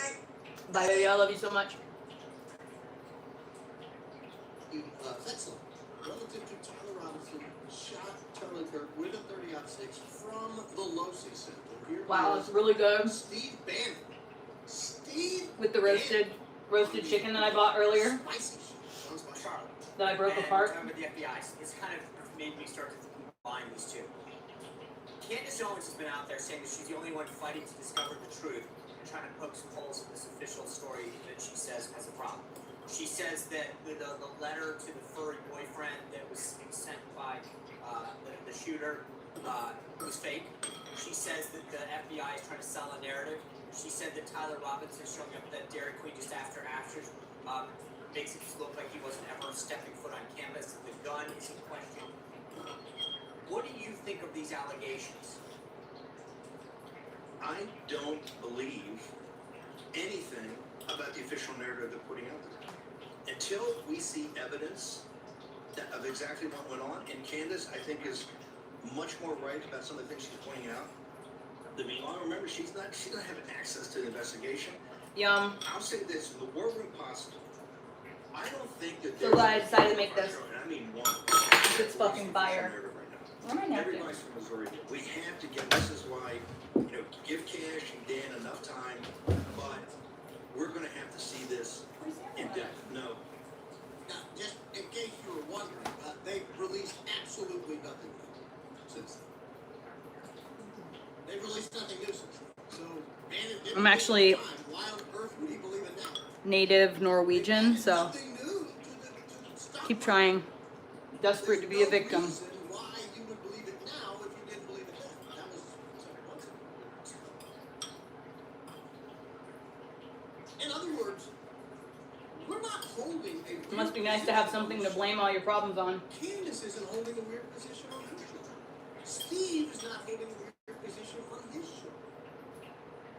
So you don't take accountability for yourself. The official narrative doesn't add up. Your life is shit. It's shit because you made your life shit. I came from like the worst possible background ever. I don't have parents. I had a really rough childhood. I was severely abused, beaten, sexually abused. By all accounts, I should be a drug addict, miserable, living in a trailer, smoking meth or something. And yet here I am. So if I can do it, you can do it. This is a tweet that Candace picked up. I ain't still shit from no Native Americans. This is Allie Top Boss. Candace doesn't have receipts. She's going to go bankrupt. It's ridiculous. Pastor Exodus takeover. Care for the widow. I just hate when people do that shit. So fucking annoying. I'm so over that. The way that shit took over the country for the last couple of years, when it's absolutely retarded. People are just like victim, like it's the victim Olympics. Let me tell you, when you win at the victim Olympics, it's like winning the Special Olympics. You're still retarded at the end of the day. So congratulations, you won a Facebook argument basically. Because her audience isn't that much bigger than what we have. And we're not making 800, 1,000 a week here. What do I have for dessert? Let me play this video. This is Mochi! What? Ron McCoy decided to get back in the ring. I also have that Probably if I had to guess, Sunday. Sunday. So I got Under attack because he peach mango. Someone was saying that Andrew Coleman didn't Hey, Lady Turnip. He may not believe the official word there exactly. But he comes out, he doesn't just come out and comes out. Candace doesn't have any receipts, and it's a carnal Christian soap opera. And you're suckered into it. She's making $800,000 a week, and you're attacking a widow. Just a little back of the envelope math. $800,000 a week is $40 million. It's really cold on my teeth. That's a lot. That is so good. I'll just be honest. Hey, Lady Turnip, listen, dude. I went to the dentist, and the dentist took X-rays of my teeth. Sorry, the But I don't think he was making it helper. all off I can't remember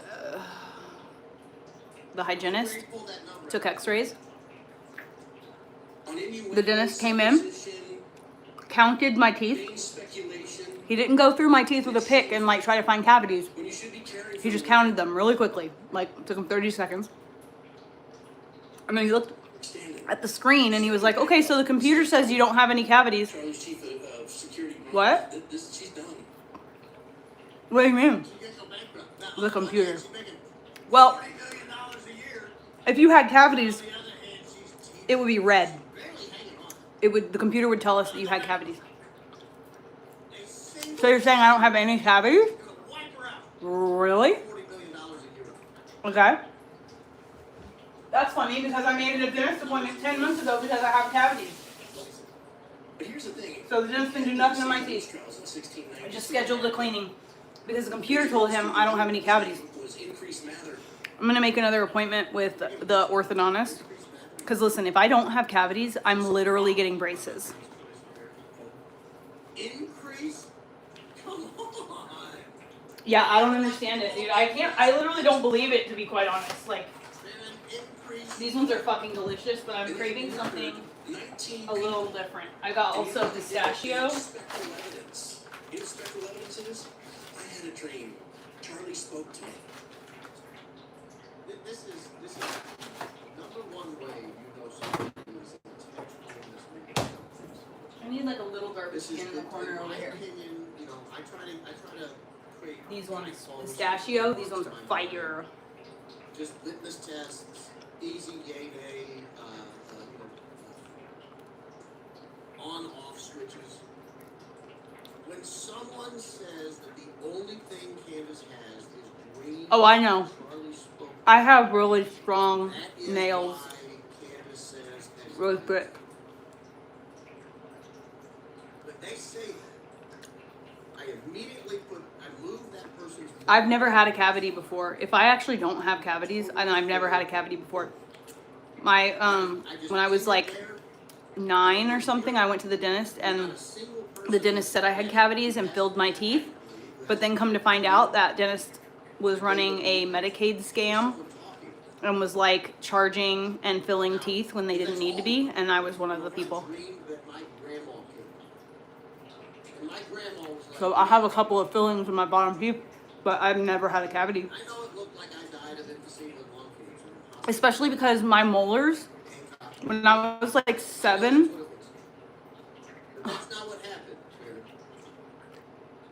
all growing up, I must have been like 12 when it happened. But anytime that a new molar came in, my grandma would take me to the dentist and put this stuff in my teeth. It was like white, and they had to use the light to harden it. That shit stayed on my teeth until like I was like 30. And it like protected my molars, the cracks in my molars. The doctor's notes and orders, tests.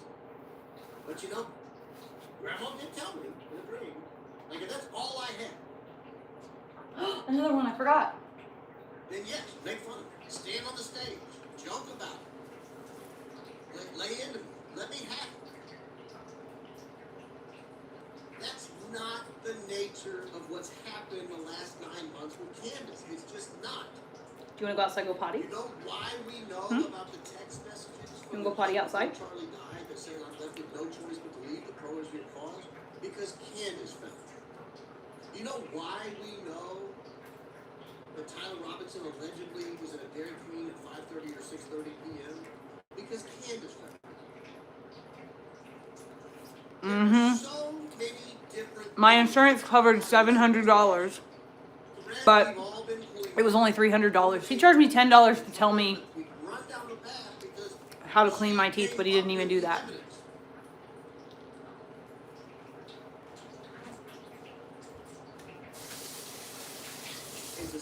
I can't wait till all my laundry is done and I don't have to be barefoot in my house anymore. I won't stop.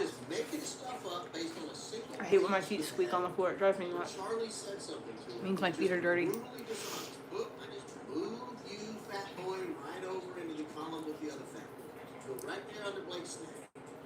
That's fucking scary, Oogie. I took my son to the dentist. Hello? I took my son to the dentist. And I told them, I wrote down on the paper, I said, when I made the appointment, I said, I don't want them to put any metal in his mouth. I want them to use porcelain, you know, when they have to, or whatever it is. I don't want him to have a mouth full of metal. I told them again when I was doing the, hey, has there been any cancellations appointment? I reiterated. When I went in and I filled out the paperwork, I wrote on it, do not put metal in his mouth, on his paper. I spoke to the receptionist, I spoke to the hygienist, I spoke to the dentist. I said, I don't want him to have any metal in his mouth. They took him, they put him under, you know, they did all this work on his fucking teeth, and my poor baby was so miserable, woke up, he's in the car, and he starts to talk, and I saw this sparkle of metal, and I was like, what the fuck? They literally put all metal in his mouth. All. And I went back in there and I said, dude, why is there metal in his mouth? And the dentist said, you weren't there, so I made an educated decision. Or I mean, an executive decision. You wouldn't let me be in the room. I was literally in the waiting room right next door. What do you mean I wasn't there? And so, but the problem is that it would be more traumatic for Elliot to go through the experience of taking those off and putting something else on than it would be for him to just grow through it. You know what I mean? So like I had to just like, I can't fucking believe this scumbag dentist. I was so pissed. My eyes twitching thinking about it. He had a bunch of cavities. But was the dentist lying? I don't even know, you know, because of the scumbag maneuver he pulled. Who knows? He could have been lying too. I don't know. Want to start Wednesday? Probably.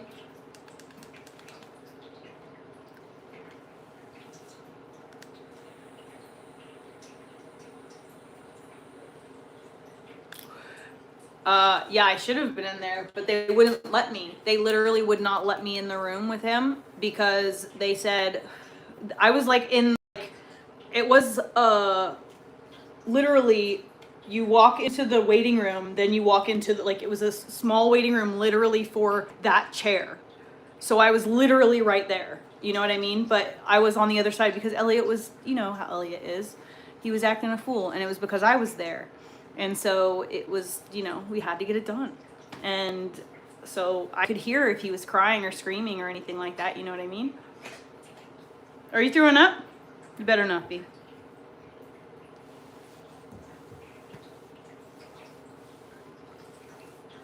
But anyways, it fucking really it was fucked up. It was a fucked up situation. He was like 4 or 5, maybe 6. I don't know. But we do not go to that dentist anymore. We never went back to that dentist after that situation, actually. We got a new dentist, and the new dentist that we have is fucking awesome and really cares about her. Like, she cares about her patients. She was really like, she was the one I went to her because she was like an all-natural dentist and whatever, and I was like, listen, I want to get this stuff out of his mouth. And she was like, honestly, like, it would be worse for him, you know? And that's when I was just like, fuck me. I did not want my son to walk around looking, you know, you remember, I don't know how old you guys are, but I'm a child of the 90s. And I very vividly remember the people in school who had the all-metal mouth and how it, you know, their perception in the world, what it was like. So I didn't want my son to be judged like that, you know what I mean? He's a fucking kid, and I didn't want adults to treat him different because he has metal in his mouth and they think he's a fucking you know, like a poverty kid. And like, it's not fair that kids in poverty get treated that way. But I didn't want my son to get treated that way either. Especially, it's my baby.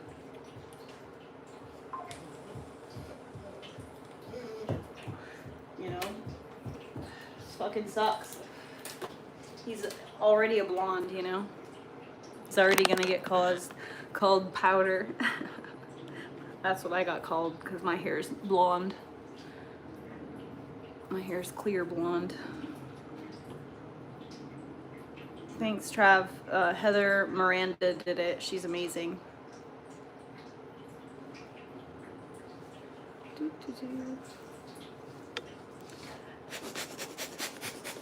Ah, I feel like a bug just flew up my sinus or something. Where's my tissues at?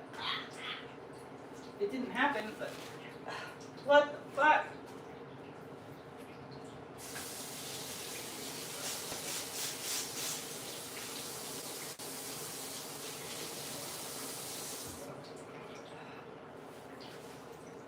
Ugh, good Lord.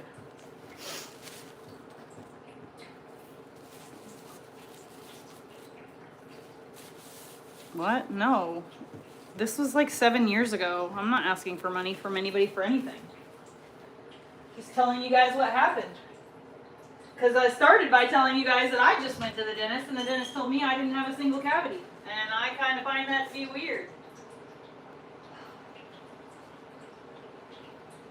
Because I thought I had a bunch of cavities. I'm 42 years old. I thought for sure that I was going to have a bunch of cavities. But the dentist said, nope, no cavities. And so that means I'm going to what I was going to tell you guys is, because the dentist told me that I don't have any cavities, that means I'm going to go get braces because I have a really bad overbite and it makes my jaw muscles clench too much, and I also have a tongue tie, so I want to get all that fixed. I want to have not headaches for the rest of my life. I'm ready for my teeth to sit in my mouth correctly instead of hide behind my front teeth.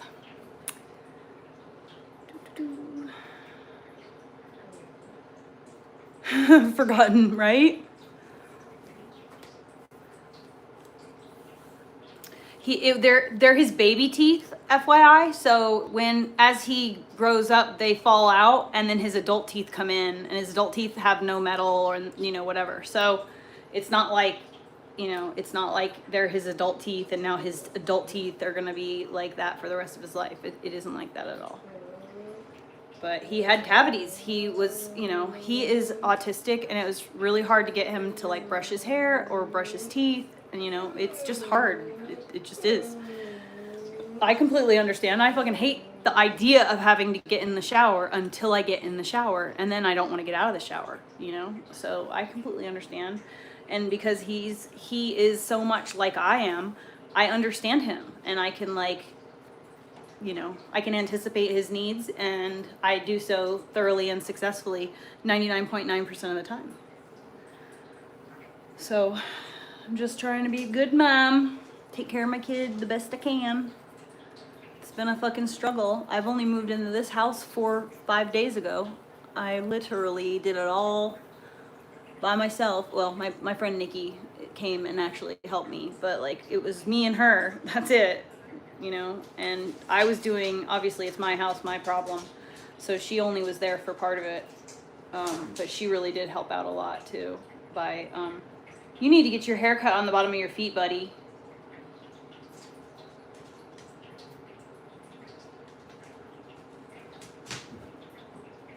You're a couch dog. He's a couch dog. Who would have ever thought this is your life, bud? Who would have ever thought?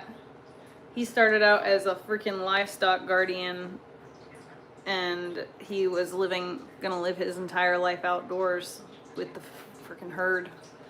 But now, instead, we have a home. I was living in a bus, you guys. I lived in a bus for 5 years, and I just got this house.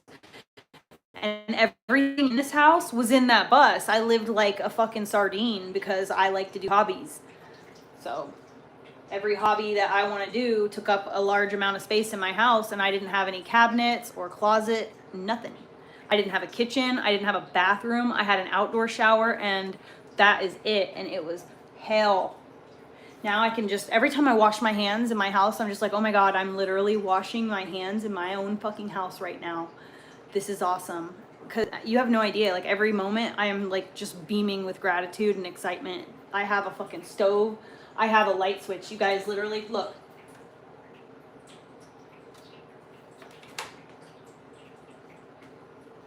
It's like magic. Look at that. The magic boob. I didn't have any light in my bus. I had a fucking one string of white Christmas lights.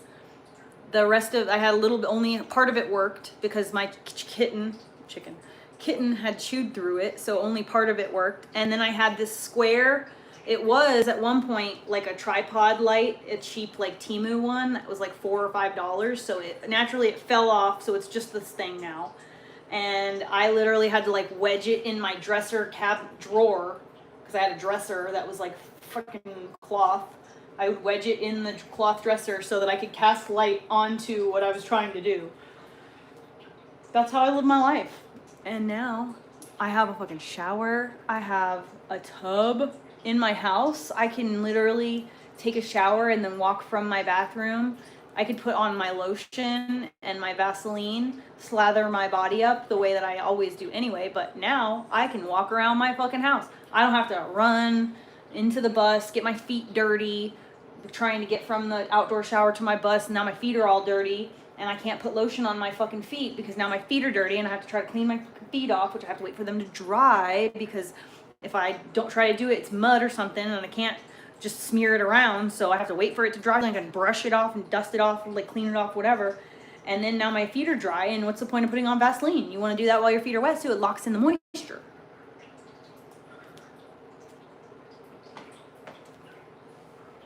I can't wait till I can do all my laundry. I'm just waiting. I gotta find a dryer.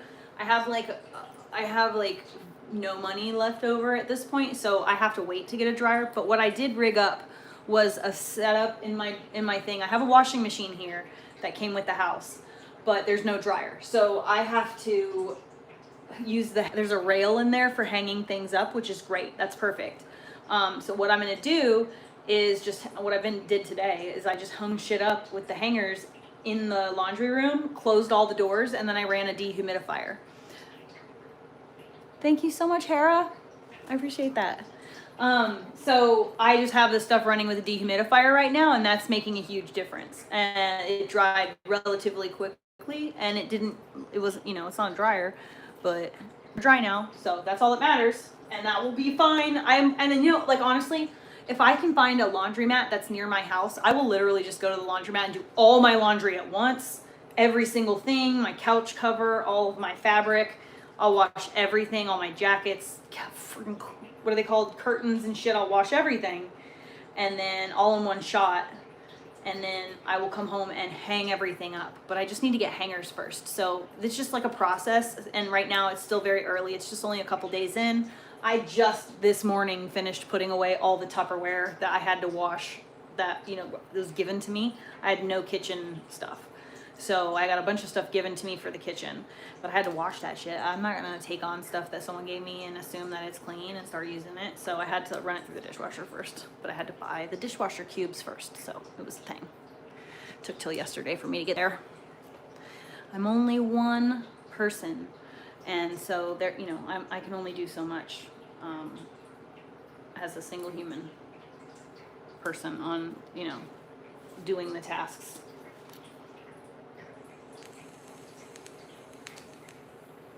Hera, thank you so freaking much.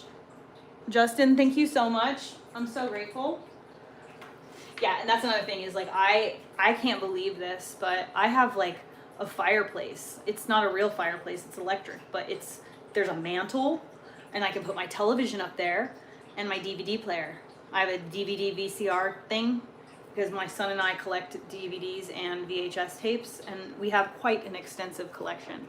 So now we can watch all of our movies right from our fucking couch. But because my dog has been sitting on the couch, I don't want to sit on the couch. I have to wait to get a couch cover so then I can sit on the couch. And then I'll just let the dog sit. I'll put a blanket specifically in his spot, and he will have his spot because he likes the couch better than he likes his own bed. Yeah, I like the way that clothes smell when you dry them with like no heat or line dry them. They smell more like the laundry detergent that way. When you heat them up, it smells good, but it takes away a lot of the scent. So I don't like that. How much longer? 3 minutes. Dude, it's all bubbly. I fear that it's still not quite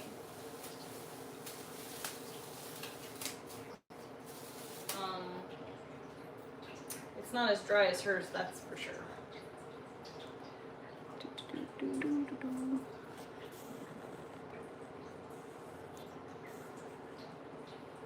Thank you, Ash. Yeah, I have room. Oh, you guys haven't seen the house. Let me show you. You guys just got here. Lady turnip and everything. So obviously, you know, that's the kitchen, cabinets and stuff, kitchen, the view from where you were, got all that shit there, more shit, and then the fireplace and the mantle, the dog's favorite spot, even though he has that. There's this closet, which it's like a coat closet, but it goes all the way to here. I thought it was going to be a bathroom, but it's actually it's a Harry Potter closet. Cute little chair I inherited. Oh, she's a mew mew. She wears a bell now because she's an indoor kitty, just like I said. Bathroom. I just got a curtain in here finally yesterday or the day before. I finally got one. Here's my office / exercise / sewing room. These are all my clothes. I got to get hangers so I can hang them up. And then this is Elliot's room. I got Elliot a loft bed with a desk underneath and some drawers, and it has this like cute little spot right here to hang stuff, and you can access it from this side. Cute little thing, and it has stairs instead of a ladder. So Elliot has that. Elliot's little closet. He's going to take over that dresser. And then my room is a disaster. I still have to like do everything in here. I haven't even bothered. I don't even hardly make I'm like, I need to wash my sheets really bad. I need to wash my clothes really bad. Like I need to do laundry so bad, but I don't want to do that until my bed gets here so I can do it all at once. But I'm probably gonna end up washing. I just don't want to wash my sheets and then immediately put my bed back on the floor. That'll make me anxious. So I'm just trying to be patient and just be gross until I can do everything, clean, vacuum the floor, go crazy in this room, put my bed on it, put my mattress on it, on my new bed. Also, the new bed that I got, it's a canopy bed. So I'm going to have my bed like this because I want to sleep north to south. And so the bed that I got is a canopy. And then I got this. It's like Indian silk, and it's all different, things sewn together, but it's a full canopy, like princess bed. And it matches, like all my shit, like my pillows, and it matches this thing like perfectly. Hold on. It matches like that pillow and like this chair, like perfectly. So I'm very, very excited about that. I'm coming. Oh, and then there's the laundry room, the washer. It's like a really badass washer. It has soil level, wash temp, water level, and how many you could do: 1 rinse with or without fabric softener, 2 rinses with or without fabric softener, and then it has all those settings. It's crazy. That's my dryer, and I'm dehumidifying right now. And then this is my garage. It's huge for me. And this is where I'm going to be doing all my rug making stuff. And I went today, finally unpacked all of my yarn. So all of my yarn is visible. I have all my extras in this thing over here. But now I'm finally able to have that. That's all my laundry right there. I need to get, you know, that shit out of here and washed. My jackets, I need to get it all washed, but I started on this a little bit today, but I'm tired. I don't feel like dealing with the heat right now. I'm coming. And so I'm already making bread because why not? I started a sourdough starter earlier, so it's just flour and warm water, loose and set aside, and then tomorrow I'm gonna scoop out the majority of it, put it in another container and feed it, and then hopefully that'll start the fermentation process. I don't really know, we'll see. This is definitely, look at it, the bag is starting to swell. It's getting puffy. And it's working. Okay. And she told me I need to have a little cup of water on hand. Oh wait.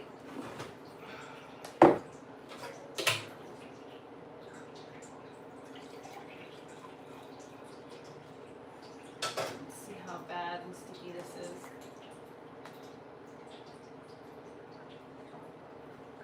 Pretty bad.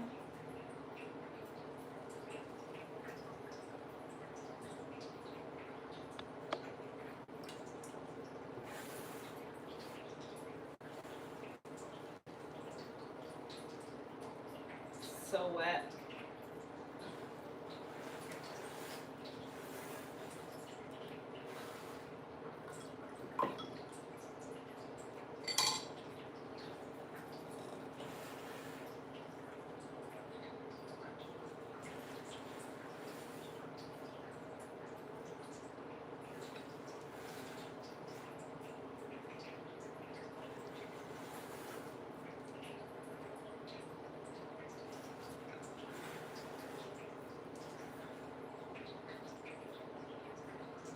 Getting there.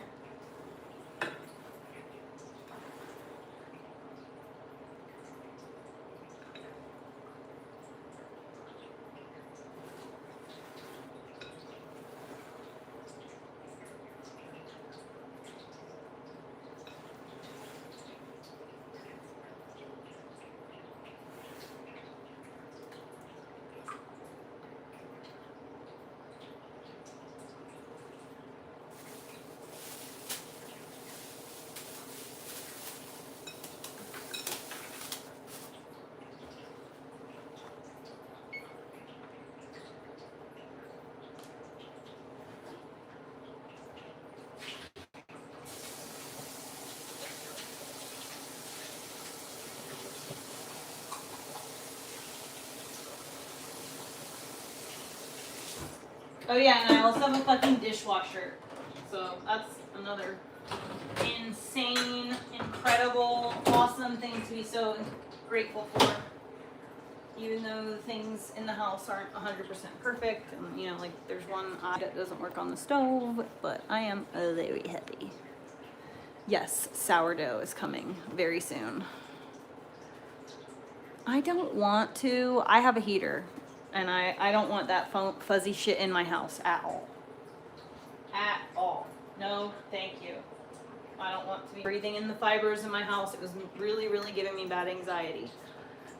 Cause like, yeah, I'm wearing a mask while I'm doing the work, but it doesn't matter if everything in my house is covered in that stuff. So like when I walk, the fibers are getting foofed into the air. When I get on my bed, the fibers are getting foofed in. No, thank you. No, thanks.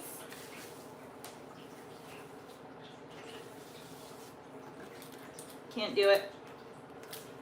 I did not sell the bus. I love you, bro. No, we cannot talk in private.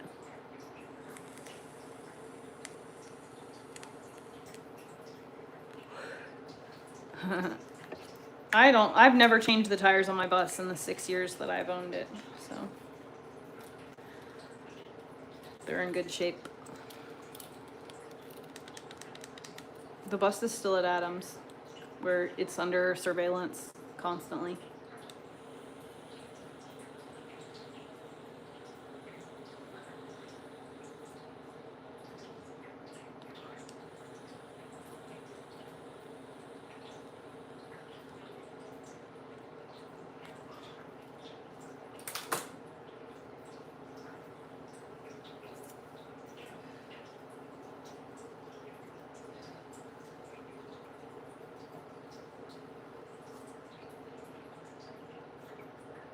God because you've been watching that garbage.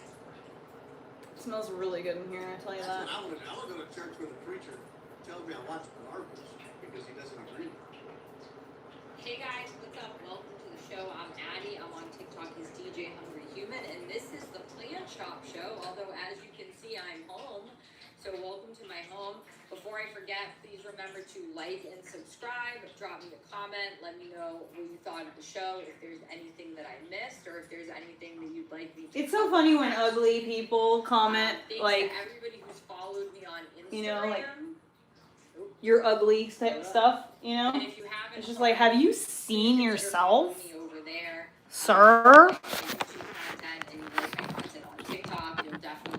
Okay, take my internet back. Stories, I love Instagram stories. It's They what I do did outlet. actually, oh shit, hold on. Programming note, obviously. Call Grandpa Josh on speaker.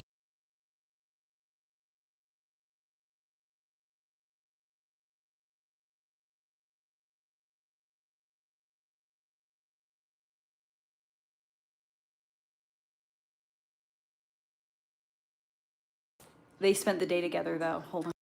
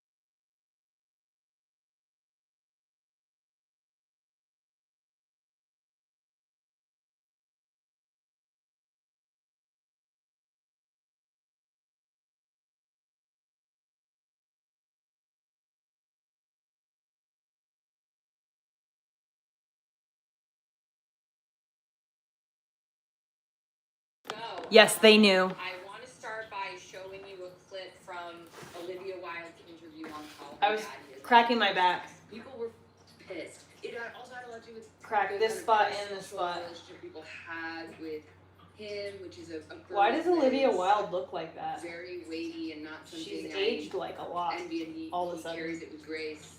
I think that is an enormous responsibility that all those like stars have to carry, and it's impossible. I mean, we had the loveliest relationship, like so sweet and so beautiful, and like really actually very domestic and kind and lovely, and like I think that we existed in this like little bubble, and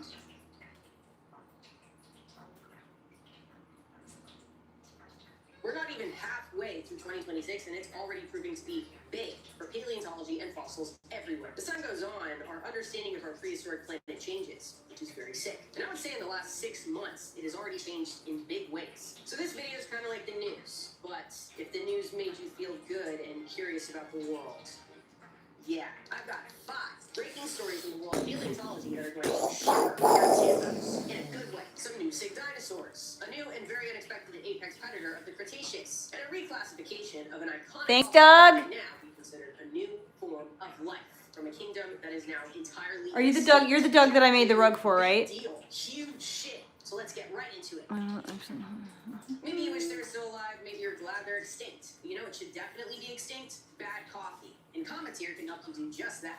okay, so I just wanted to let you know that it is literally sitting here. I have not mailed it yet. But there's a post office very close to my house, and I will. So it's just, I've been so overwhelmed, but it's finished, it's wrapped, it's ready to go. All I have to do literally is take it to the fucking post office and put it in a fucking bag and send it. That seems to be the problem right now. I think I'm gonna do it tomorrow, because I have to pass right by. I think I'm gonna do it tomorrow. As long as they're open tomorrow. They should be. It's not a holiday. So I'm gonna be sending it tomorrow, probably. If not by Friday, for sure. And I'm also having to start my other project that I'm, you know, I have another paying person, so got another, I started the Doberman.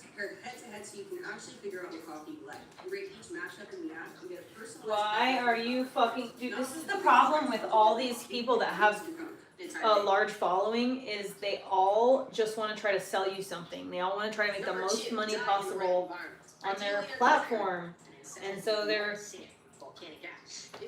they'll try to sell you anything, like anything, especially shit, like people who try to sell you HelloFresh hate you. They hate you.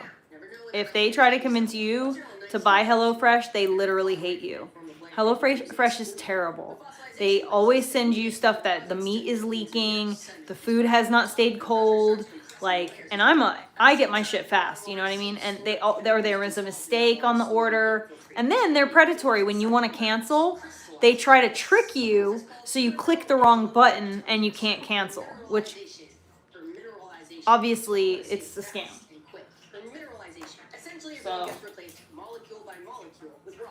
fuck HelloFresh and everyone who is trying to sell you HelloFresh. Yeah, I've been super crazy busy. There's carbonization that happens a lot with leaves and soft tissues where everything compresses into a Brian, don't be weird. I don't know who you are. Very cool cases. Preservation in amber or permafrost. Oh my god, listen, I want to do Amish friendship bread. DNA fragments, even color. But again, the soft tissue guys, wait. Let's do Amish friendship bread together. Hold on. We should start a Discord. Does anyone know how to do that? Can someone start a Discord thing? Well, I need a teenager. I need to find a teenager that I can help me set up my Discord, but I want to do this. Don't get HelloFresh though. Don't. It sucks. And they're predatory. Dude, let's do Amish friendship bread together. My grandmother did Amish friendship bread. She actually sold it like like a cottage food business where she was kind of like selling it to clients of my aunt. She had a hairstyling business, so she'd sell it to them. And she sold so many loaves of the Amish friendship bread that she actually funded my sister's graduation trip to Japan. So those freaking Amish friendship breads are fire. And I like to make one, the one that I like to make, the one that my grandma made, that was the bomb. It's the Amish friendship bread with chocolate chips in it. Dude, let's do it. Let's do Amish friendship bread. My sister has a recipe. Hold on, I'll get her to send it to me right now. Saying fuck you to the idea of being at the bottom of the food chain. Giant squid without the tentacles can reach 16 feet. Colossal squid to 4. Can you take a picture and send me Grandma's recipe for Amish friendship bread, please? 15 feet. With the tentacles, they're like over 30 feet. That's fucking I'm on crazy. It. That's 3 times the length of this room. That's 5 times the length of this. 5 times the length. I had so I took a can of chicken noodle soup and I made some dumplings, and I put the dumplings, I added a little bit of extra water. I put the dumplings in, and then I took after the dumplings were cooked, I took the dumplings out and put all the juice inside my bowl, and I didn't eat the noodles. So I made my own noodles or whatever, dumplings. So they were fire. Amish friendship bread. So it's basically like, the reason it's called friendship bread is because you share it with someone. So what you do is you make this batch, and you kind of, it kind of is a lot. It's kind of like a sourdough, how it's fermenty or whatever. But anyways, you have this, the mother, the main thing. And what you do is you feed it. And when you feed it and you add more to it, then you cut it in half, and then you give away the half of it. So then that person now takes that, feeds it, cuts it in half, gives half of it away or bakes half of it. You only ever bake half of it at a time, or give away, you know, like you keep some of it so that you can keep making it. It's like once you get going, and like my grandma had hers going for like probably like 8 or 9 years, maybe even longer than that, that she just had of her own. And she gave away a lot. She sold the starter to people. Yeah, it's really good. It's fucking delicious. And the older it is, the absolute more delicious it is. I'm like, it's crazy. But it is delicious. And, you know, it's called friendship bread because you share it with your friends. And it's like, it's kind of like the bread part of banana bread, kind of. And you make it in like a loaf pan in that same way.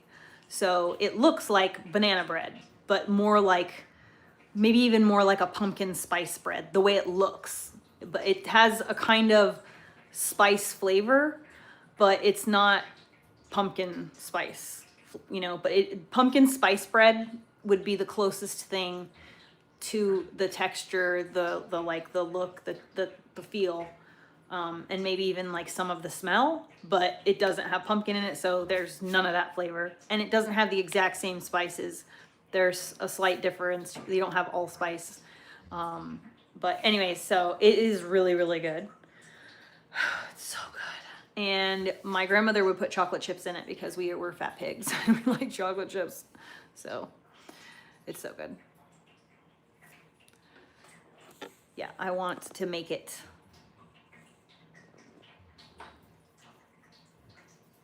Oh my god, my head. I don't know if you guys were here when the tripod fell on my head, but look, it's literally a freaking bruise all right here. You see it's purple? And it got me in the temple, and this bone right here had like a lump on it. I had like an egg. But now you can actually, I have a little blush on, but it's green all down here. And I look in the mirror, it's like a pale yellowy green. It hurts so bad. I'm gonna see if I can find the recipe online too, just to see. Amish friendship bread. Okay, so yeah, Amish friendship bread is a sweet cake-like bread made from a sourdough starter that's shared like a chain letter, with the starter being fed and passed to friends over about 10 days before baking. The starter is a mixture of flour, sugar, milk, yeast, and the final bread is typically a moist, cinnamon-spiced quick bread, often with pudding mix, nuts, baked in loaf pans. Tradition involves giving a portion of the starter to 2 friends and keeping some to continue the cycle and using the rest to bake the bread. You need warm water, yeast, all-purpose flour, sugar, and milk. Combine ingredients, let it ferment for 10 days, feeding it daily with equal parts flour, sugar, and milk. On day 10, you'll have a cup of starter to use. So what do? You start with like a fucking...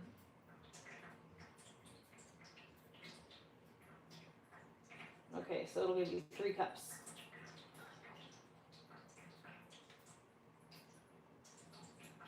Bro. I'm gonna start some right now. Okay, hold on. I gotta pee first, so let me go pee and then we'll do this. And we've got 15 minutes left on our focaccia.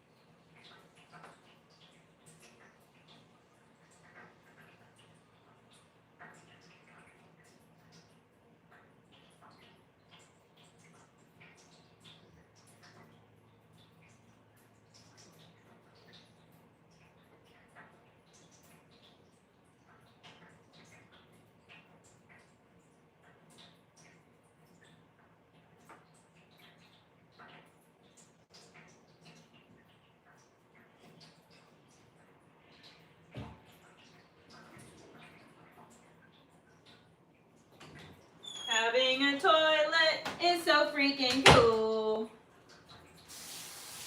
I cannot believe that I have modern luxuries. It is so crazy.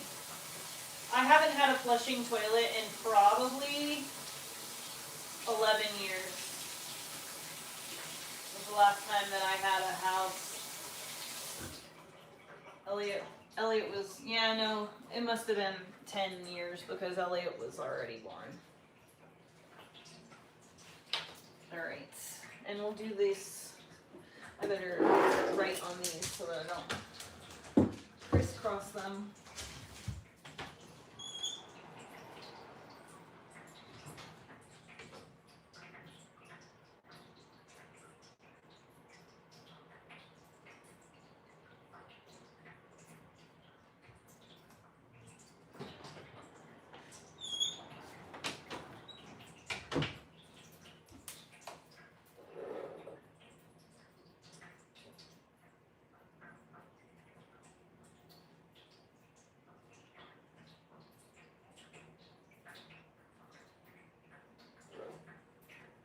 What's today's date?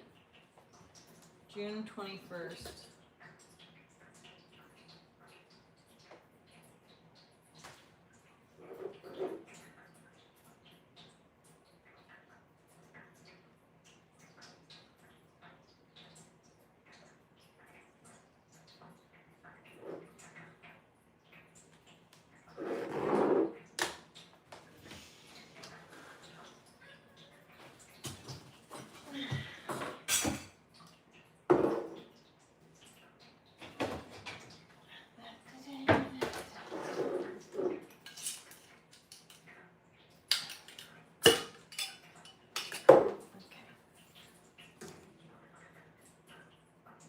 So we need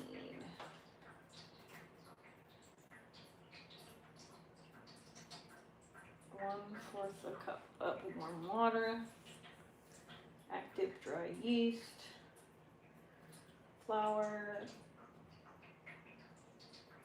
sugar, milk. That seems like a lot of liquid. I'm gonna need something bigger.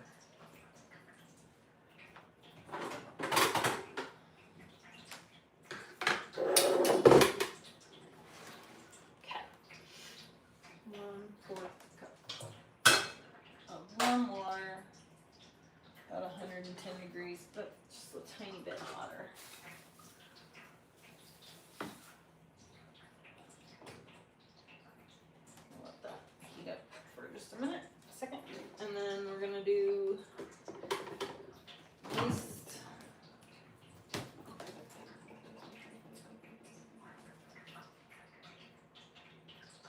Let's see. Pour warm water in a small glass bowl, sprinkle the yeast over the water and let it stand. See?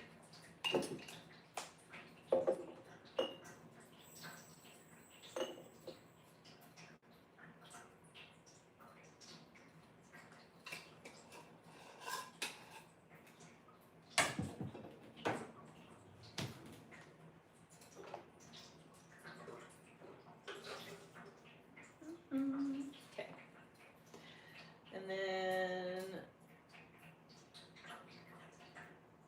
a larger glass or plastic bowl. Don't use metal bowls or utensils. Mix together flour, sugar,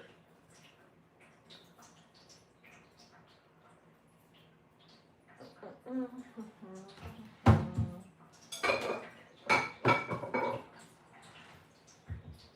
let's see.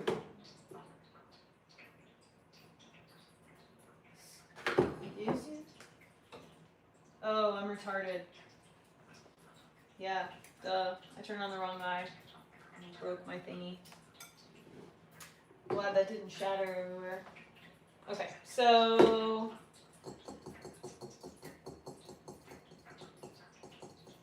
in a larger glass bowl, use 1 cup flour, 1 cup sugar. Ooh. I don't want to touch it while it's hot. It's off, right? Okay, good. Okay, burning the house down. Oh, it smells like melting crap.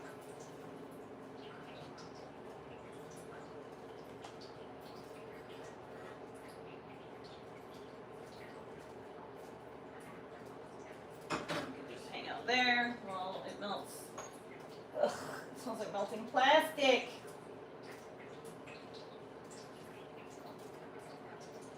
What a genius I am. Ugh.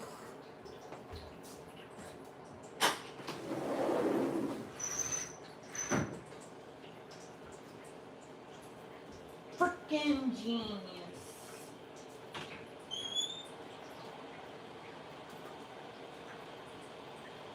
Trying to kill us.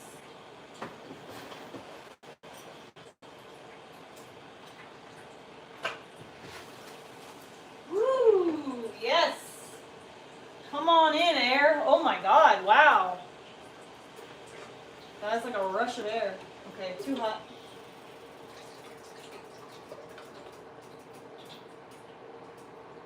Okay, I'll let that cool down for a minute. Okay. 1 cup flour, 1 cup sugar. Wow, I can't believe how the freaking wind is going through the house right now. This is crazy.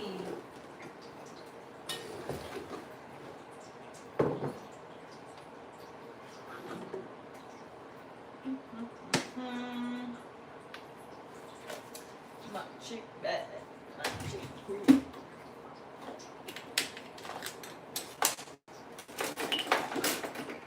Any of this works? Are you serious?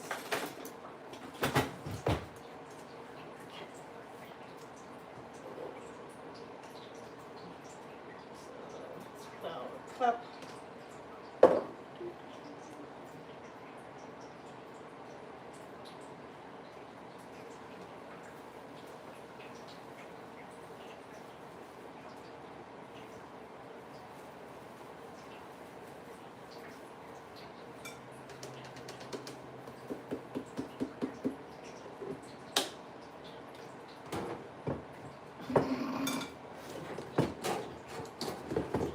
Come on.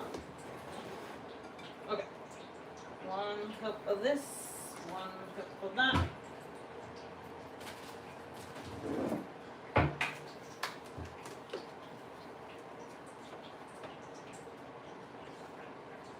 Oh, nice, nice, nice.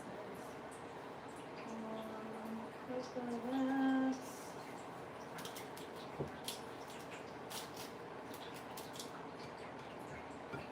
Maybe not the best idea for sugar, but.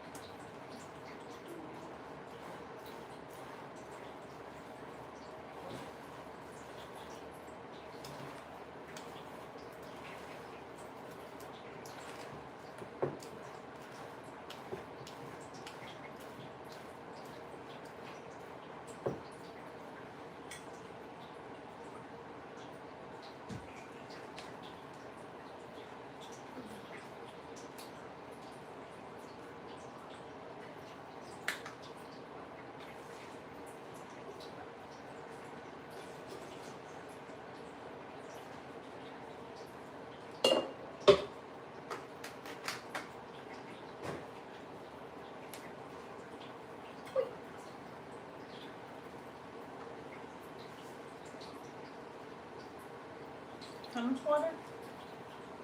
1 quart.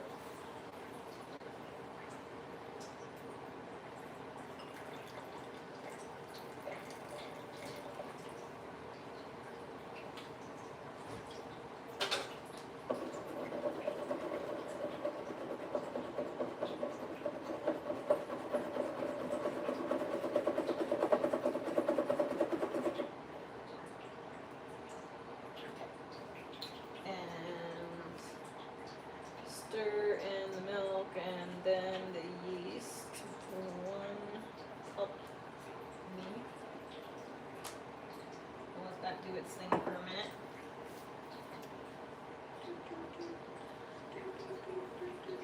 What time is it? 4 minutes.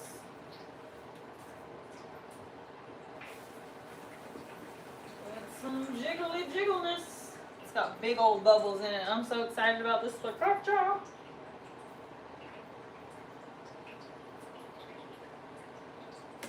heat, there it is not half an hour. After starting from your first series, Damn, I forgot I turned the internet off.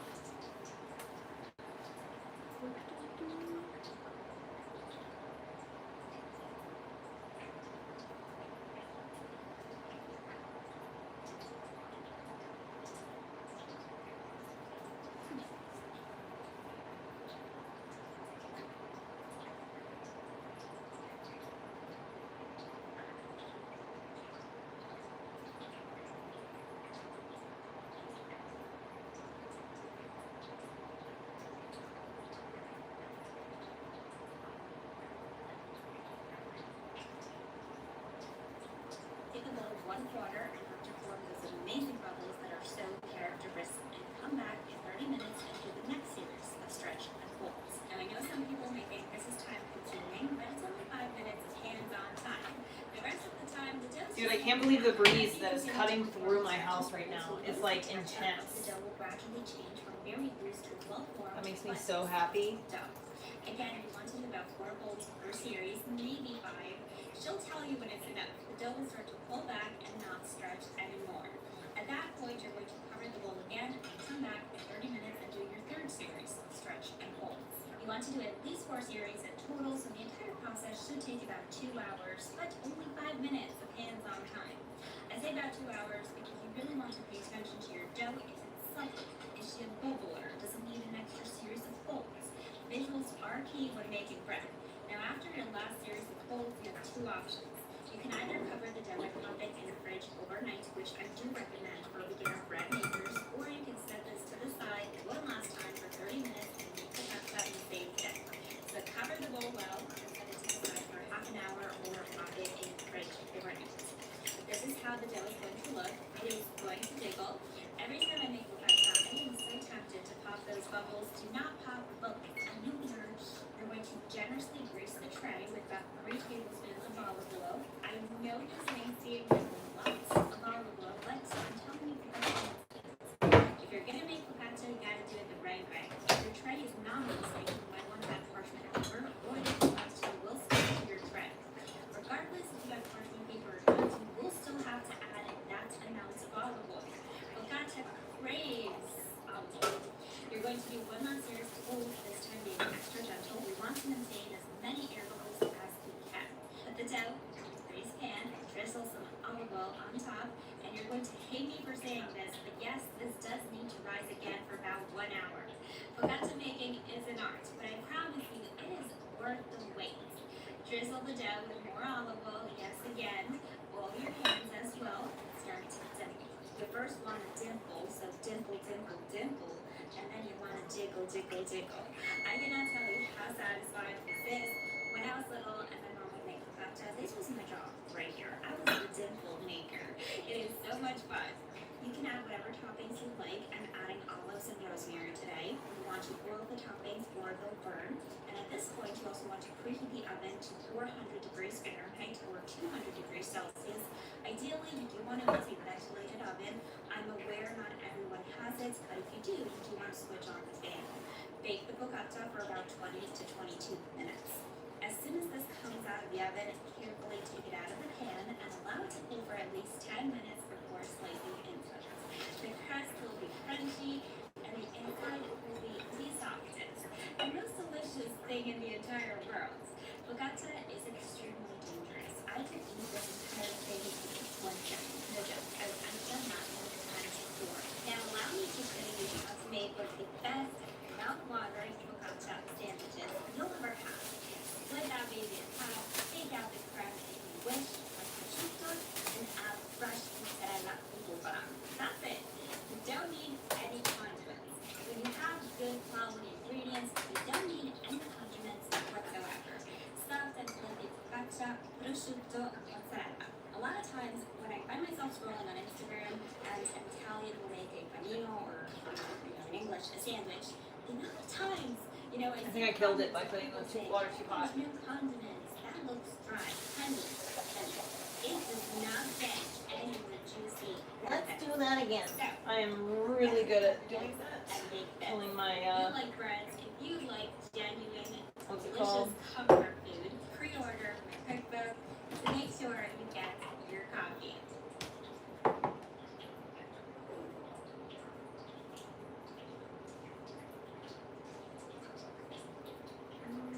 Hello, and welcome to my series, A Very Boring Tutorial, where I feel like I kind of know how to do something, so I'm going to try to show you how I do that thing. And today we're going to be making sourdough bread. Sourdough bread is actually very high maintenance, and there's a lot to know. At the same time, you really don't need to know that much to just make the bread, so I'm going to try to find a good balance between sharing what I've learned and just showing you how to make bread. We're going to set the mood of a nice rainy Saturday, and we're just cozy and we're going to make warm bread, even though it's like 70 degrees and sunny outside. It's actually rainy in my heart. When my hair keeps touching my arm, it scares So me. let's get into it. Thought it was a This is my bug. sous chef for the day. His name is Don. Gila. Sourdough seems like the most complicated bread ever because it is so high maintenance. But it's really not hard. It just takes a lot of time. So I'm going to show you step by step how to make sourdough bread. And I'm going to try to not overcomplicate it. Because I want you to just have good bread. Just, enjoy the bread scene. It's cool. Cool popping bread down over here. So I think that we can break it up into 10 easy steps. Feed, wait, dough, wait, stretch, wait, stretch, wait, stretch, wait, stretch, wait longer. Shake, fridge, go to bed, bake. It's not easy. It just takes literally like 2 days. But again, that's why I said today is a casual, rainy, cozy winter Saturday. And tomorrow we're gonna bake on a nice Sunday morning. It's just a perfect weekend activity. So let's jump into this. Step number 1, feed. Sourdough is alive, you have to feed it. And it needs to have a meal before you can open it. So let's give it that meal. Here's my sourdough starter. It's been sitting on the counter, okay? It just looks like flour and water soup because that's exactly what it is. I have it in clear mason jars so that you can see it, but I usually have it in a red solo cup because then you just throw it away and you don't have to wash the cup because this is very bad for your drink. Do not ever, ever, ever pour this down the drain or you'll have to The sugar is in here.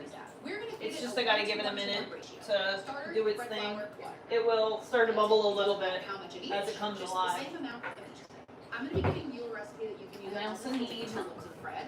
In this video, I'm going to double that and I'm going to make 4 loaves. So when I feed, I'm going to do 180 grams of starter, 180 grams of flour, 180 grams of water. You're doing this at home, just do 100 of each. You know what else I'm going to do? I'm going to make a list of things that you actually need to make sourdough because there's a lot of sourdough stuff that you I'm not making sourdough right now. I'm making friendship bread. So it's different. It's a quick bread. It's similar. I use King Arthur unbleached bread flour. It looks like this. You can also use unbleached all-purpose flour. I don't think it matters. I think the difference is like the protein content maybe. The only thing that matters is that it says unbleached. I'm going to add 180 grams of flour. A lot of people use I like eyeballing things. spoons to mix. I think that's really annoying and hard to clean. I like to use a chopstick because it's really easy to wipe off. Oof, it's really going now. I live in Nevada and the sink water here is really, really gross, and I don't want my yummy bread to taste like my nasty sink water. You could also probably use the water from the I want to put on my corset, I think. Or maybe I just want to sit down. warm water, so I just use this purified drinking You go outside, boy? with minerals added for You go taste. potty It's outside, go literally pee? just like normal bottled water. If you live in a normal place with like normal sink water that you can casually drink, just use the sink water, it's fine. What I'm gonna do is pour it into this cup, and then I'm gonna microwave it so that it's a little warm, because when it's a little warm, it helps this situation just go faster. And we're already dealing with like 2-day bread, so anything that can make it go faster is ideal. I poured too much. Oh, I drank too much. Okay, that's perfect. I'm gonna microwave this. Ooh, that's super warm. Now I'm gonna put an ice cube in it. And you want it to be a thick pancake consistency. So for some reason this is really runny, maybe because I added an extra ice cube. So I'm just gonna add a little bit extra flour. And this is the consistency that you want. Thick pancake. I'm gonna wipe my chopstick with a paper towel. And now it's basically clean and I'm not gonna get any flour in my sink. So ta-da! Congratulations, we've Yeah, completed see? step 1. My starter is fed. That's You what want it's it to be supposed to covered, do. but you don't want it to be sealed. So like if There's you're using like a this mason jar, just like put the lid on top. For film this one on that I top. have, instead of We're sealing getting there. the lid on, Just a minute more. I just put the lid on upside down. I'm gonna take a rubber band and I'm gonna put it right where the sourdough is so that I can see how much it grows. So we fed it to the Do I have a starter hair for tie or about something? 4 hours for it will know that it's finished eating when it has double and triple enzymes. I have found that Debbie loves to be under the stove like right here. It stays nice and cozy. You can just leave it on the counter, but if it's cold, everything's gonna take longer. So if your house is cold, like my house is always cold, I like to put it under that light. A lot of people will tell you that you can also put it in the oven, turned off with the oven light on.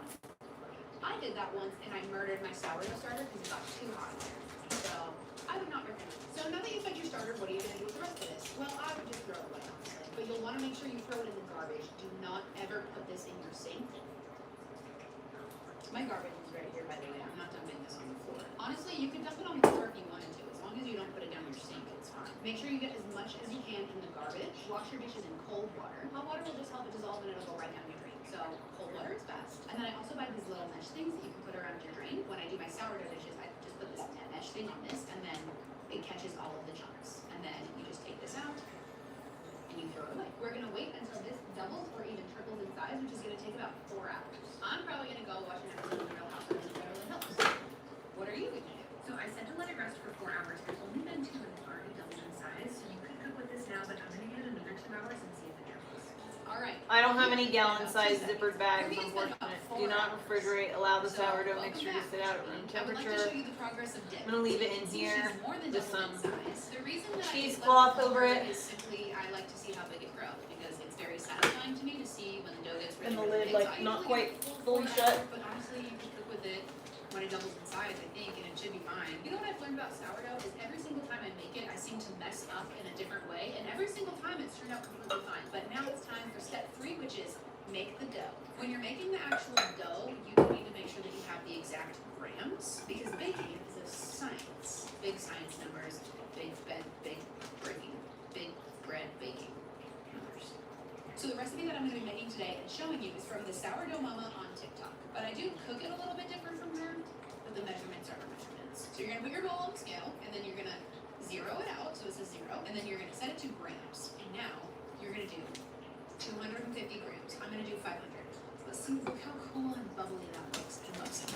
Look how sticky that sourdough is. The whisk just like sticks to it like it's spiderweb. After the starter, we're going to put in water and then flour and then salt. One time I put in the salt first and it messed literally everything up and it turned into this weird giant loogie and it was so weird. And then I baked it and it still kind of turned out fine, honestly, so whatever. But I don't really want my bread to look like a loogie this time, so I'm just going to do water, flour, salt. And then you are going to add 1,000 grams of flour. I'm going to add 2,000 grams of flour. No, I'm not. We're going to do water first, because that's what I just said. I already forgot. So now you are going to add 725 grams of water. I'm going to add... I added the liquid too fast. 1450 grams. I'm going to microwave my water, because again, warm water makes everything go faster. Here's my 1-minute microwave intermission. All the way to the floor. Alright. Oh, hi, Dawn. And it is supposed to be very runny. I do remember that from my grandmother. Oh, please, save yourself. Save yourself.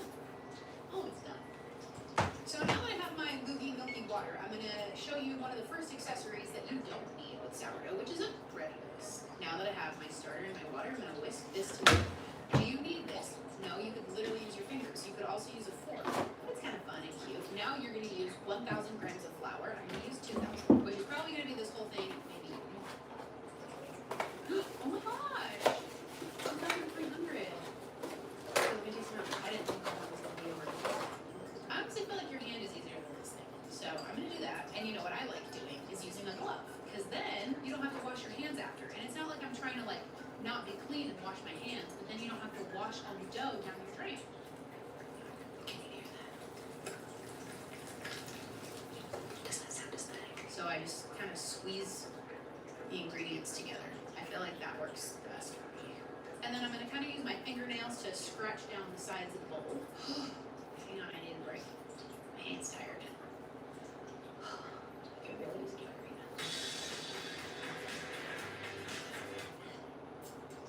So you're going to keep mixing this until there's no more like chunks of dry flour. So this is the consistency. They call it a shaggy dough. Look at this dough. It literally gave me a wet hand. I probably could have added the salt when I added the flour, but I forgot, so we'll add it now. I'm going to use 50 grams, but you are going to use 25. I like sea salt because I think it's really yummy, but you could probably use like literally any salt. I don't think it matters up. And I'm just going to sprinkle it in here. Again, I really don't think anything is that deep ever, including when you add your salt to your sourdough. Look how sticky this dough is. It will eat your glove. So step 3 is complete. We've made our dough. Step 4 is wait 1 hour. I'm going to take a plastic shower cap. Okay, you could use a towel. I think shower caps work better because it keeps the moisture in. So I'm going to wrap this shower cap around my bowl. Now I'm going to put her back in her favorite place, which is under this light. And I'm going to wait 1 hour because she was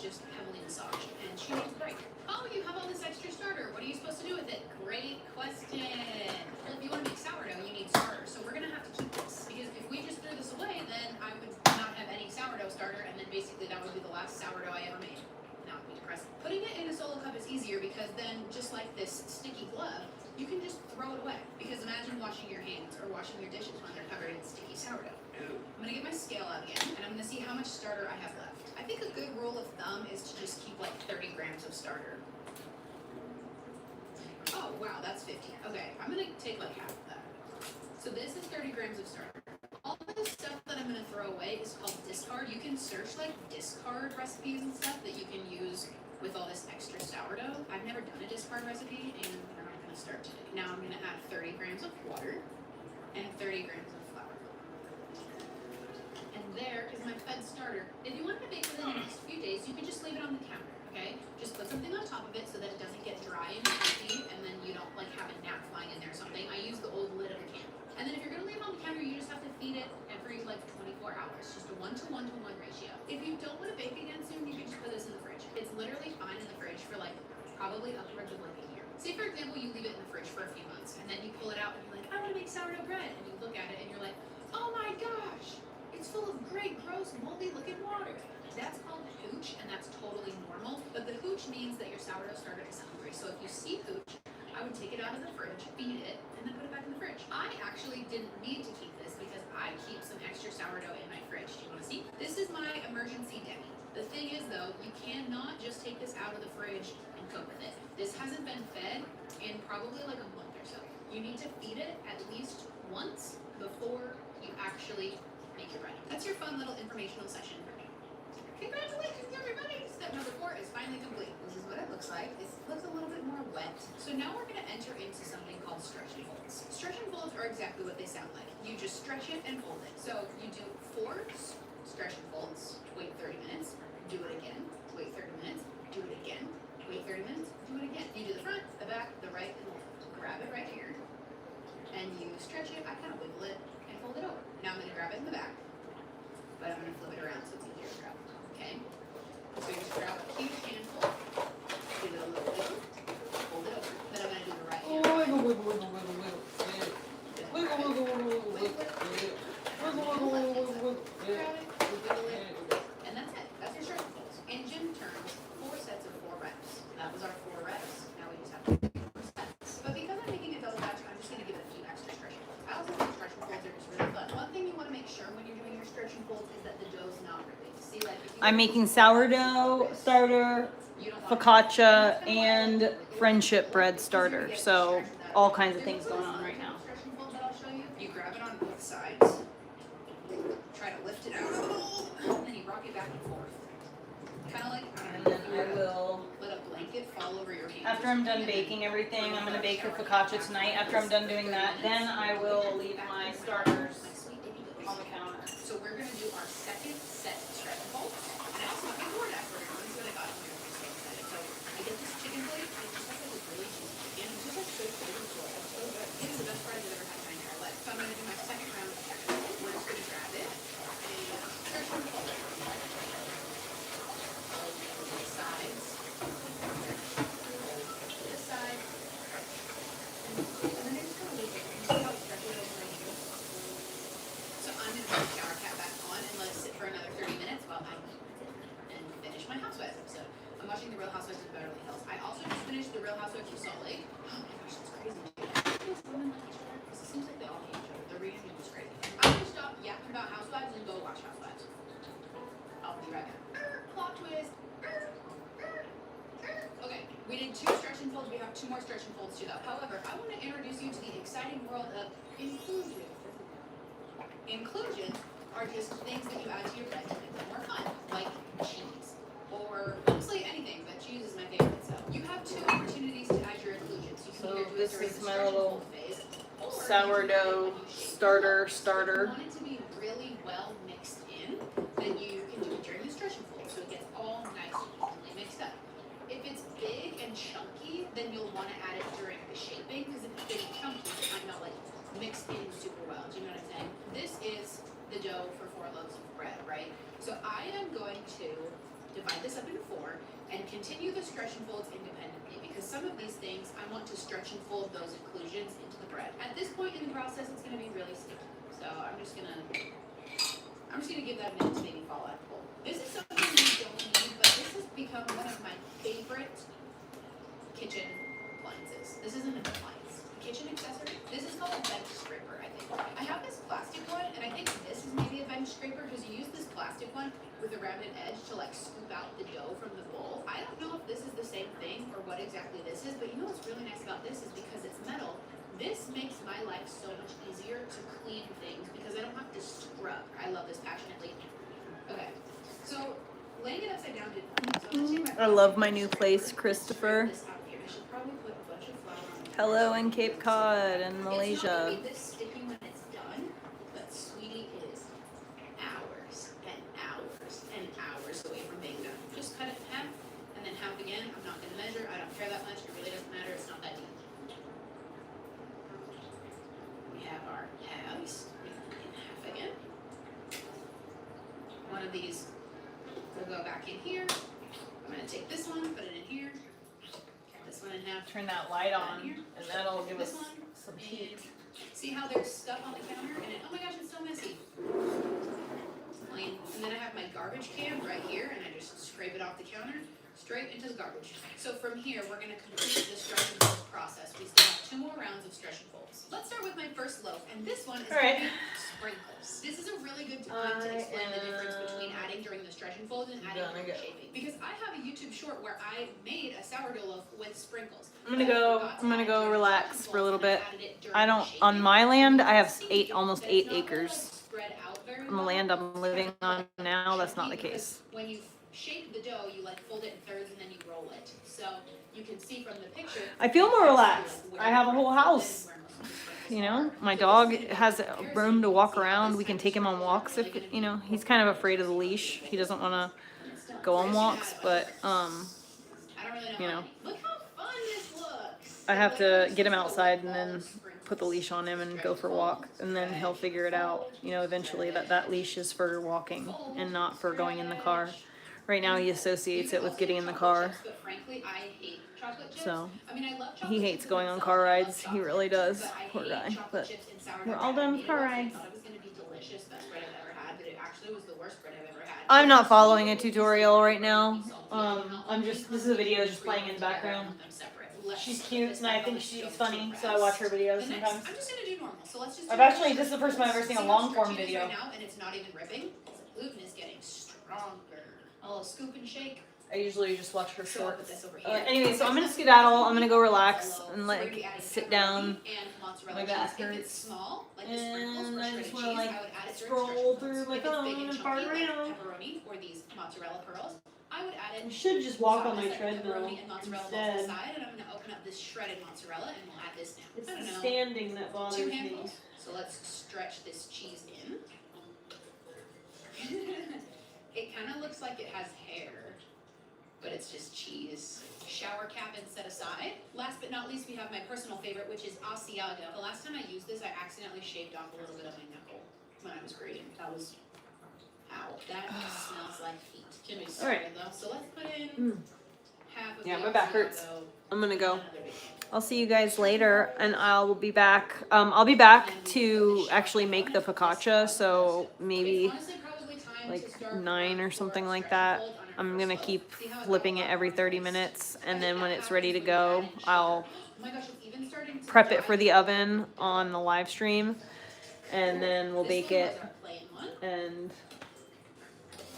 we'll see how it goes. Pretty soon we should have sourdough. I've got half of mine to bake a loaf of bread tonight too, because I want to do So now my we can give ourselves a round of applause because we just finished step 5, what's it which was called? I want to stretch, do bake, my stretch, use stretch, my stretch. Now that the stretch and Banneton. folds are Oops, I have over, makeup we on. can do step I want to 6, do my which is use my weight Banneton, loss. and I want Weight I want to loss use my tells about 4 my hours. loaf Really pan sucks for me because that it's makes 7 perfect I'm gonna be shaking sliced since bread. 11. Like, hold on. It's okay. It makes the perfect square bread, is what it is. I can't get it out right now, but it has a lid on it, so when your bread bakes and it rises, it doesn't like get big like this. It just hits the lid and then it fills out, so it makes like a perfect square bread. It's great for sandwiches. So I want to make that. I'm gonna use the sourdough to make that. I don't have my bread maker with me right now. No. Satisfying. And the bowl's like Okay, I'll see you guys later.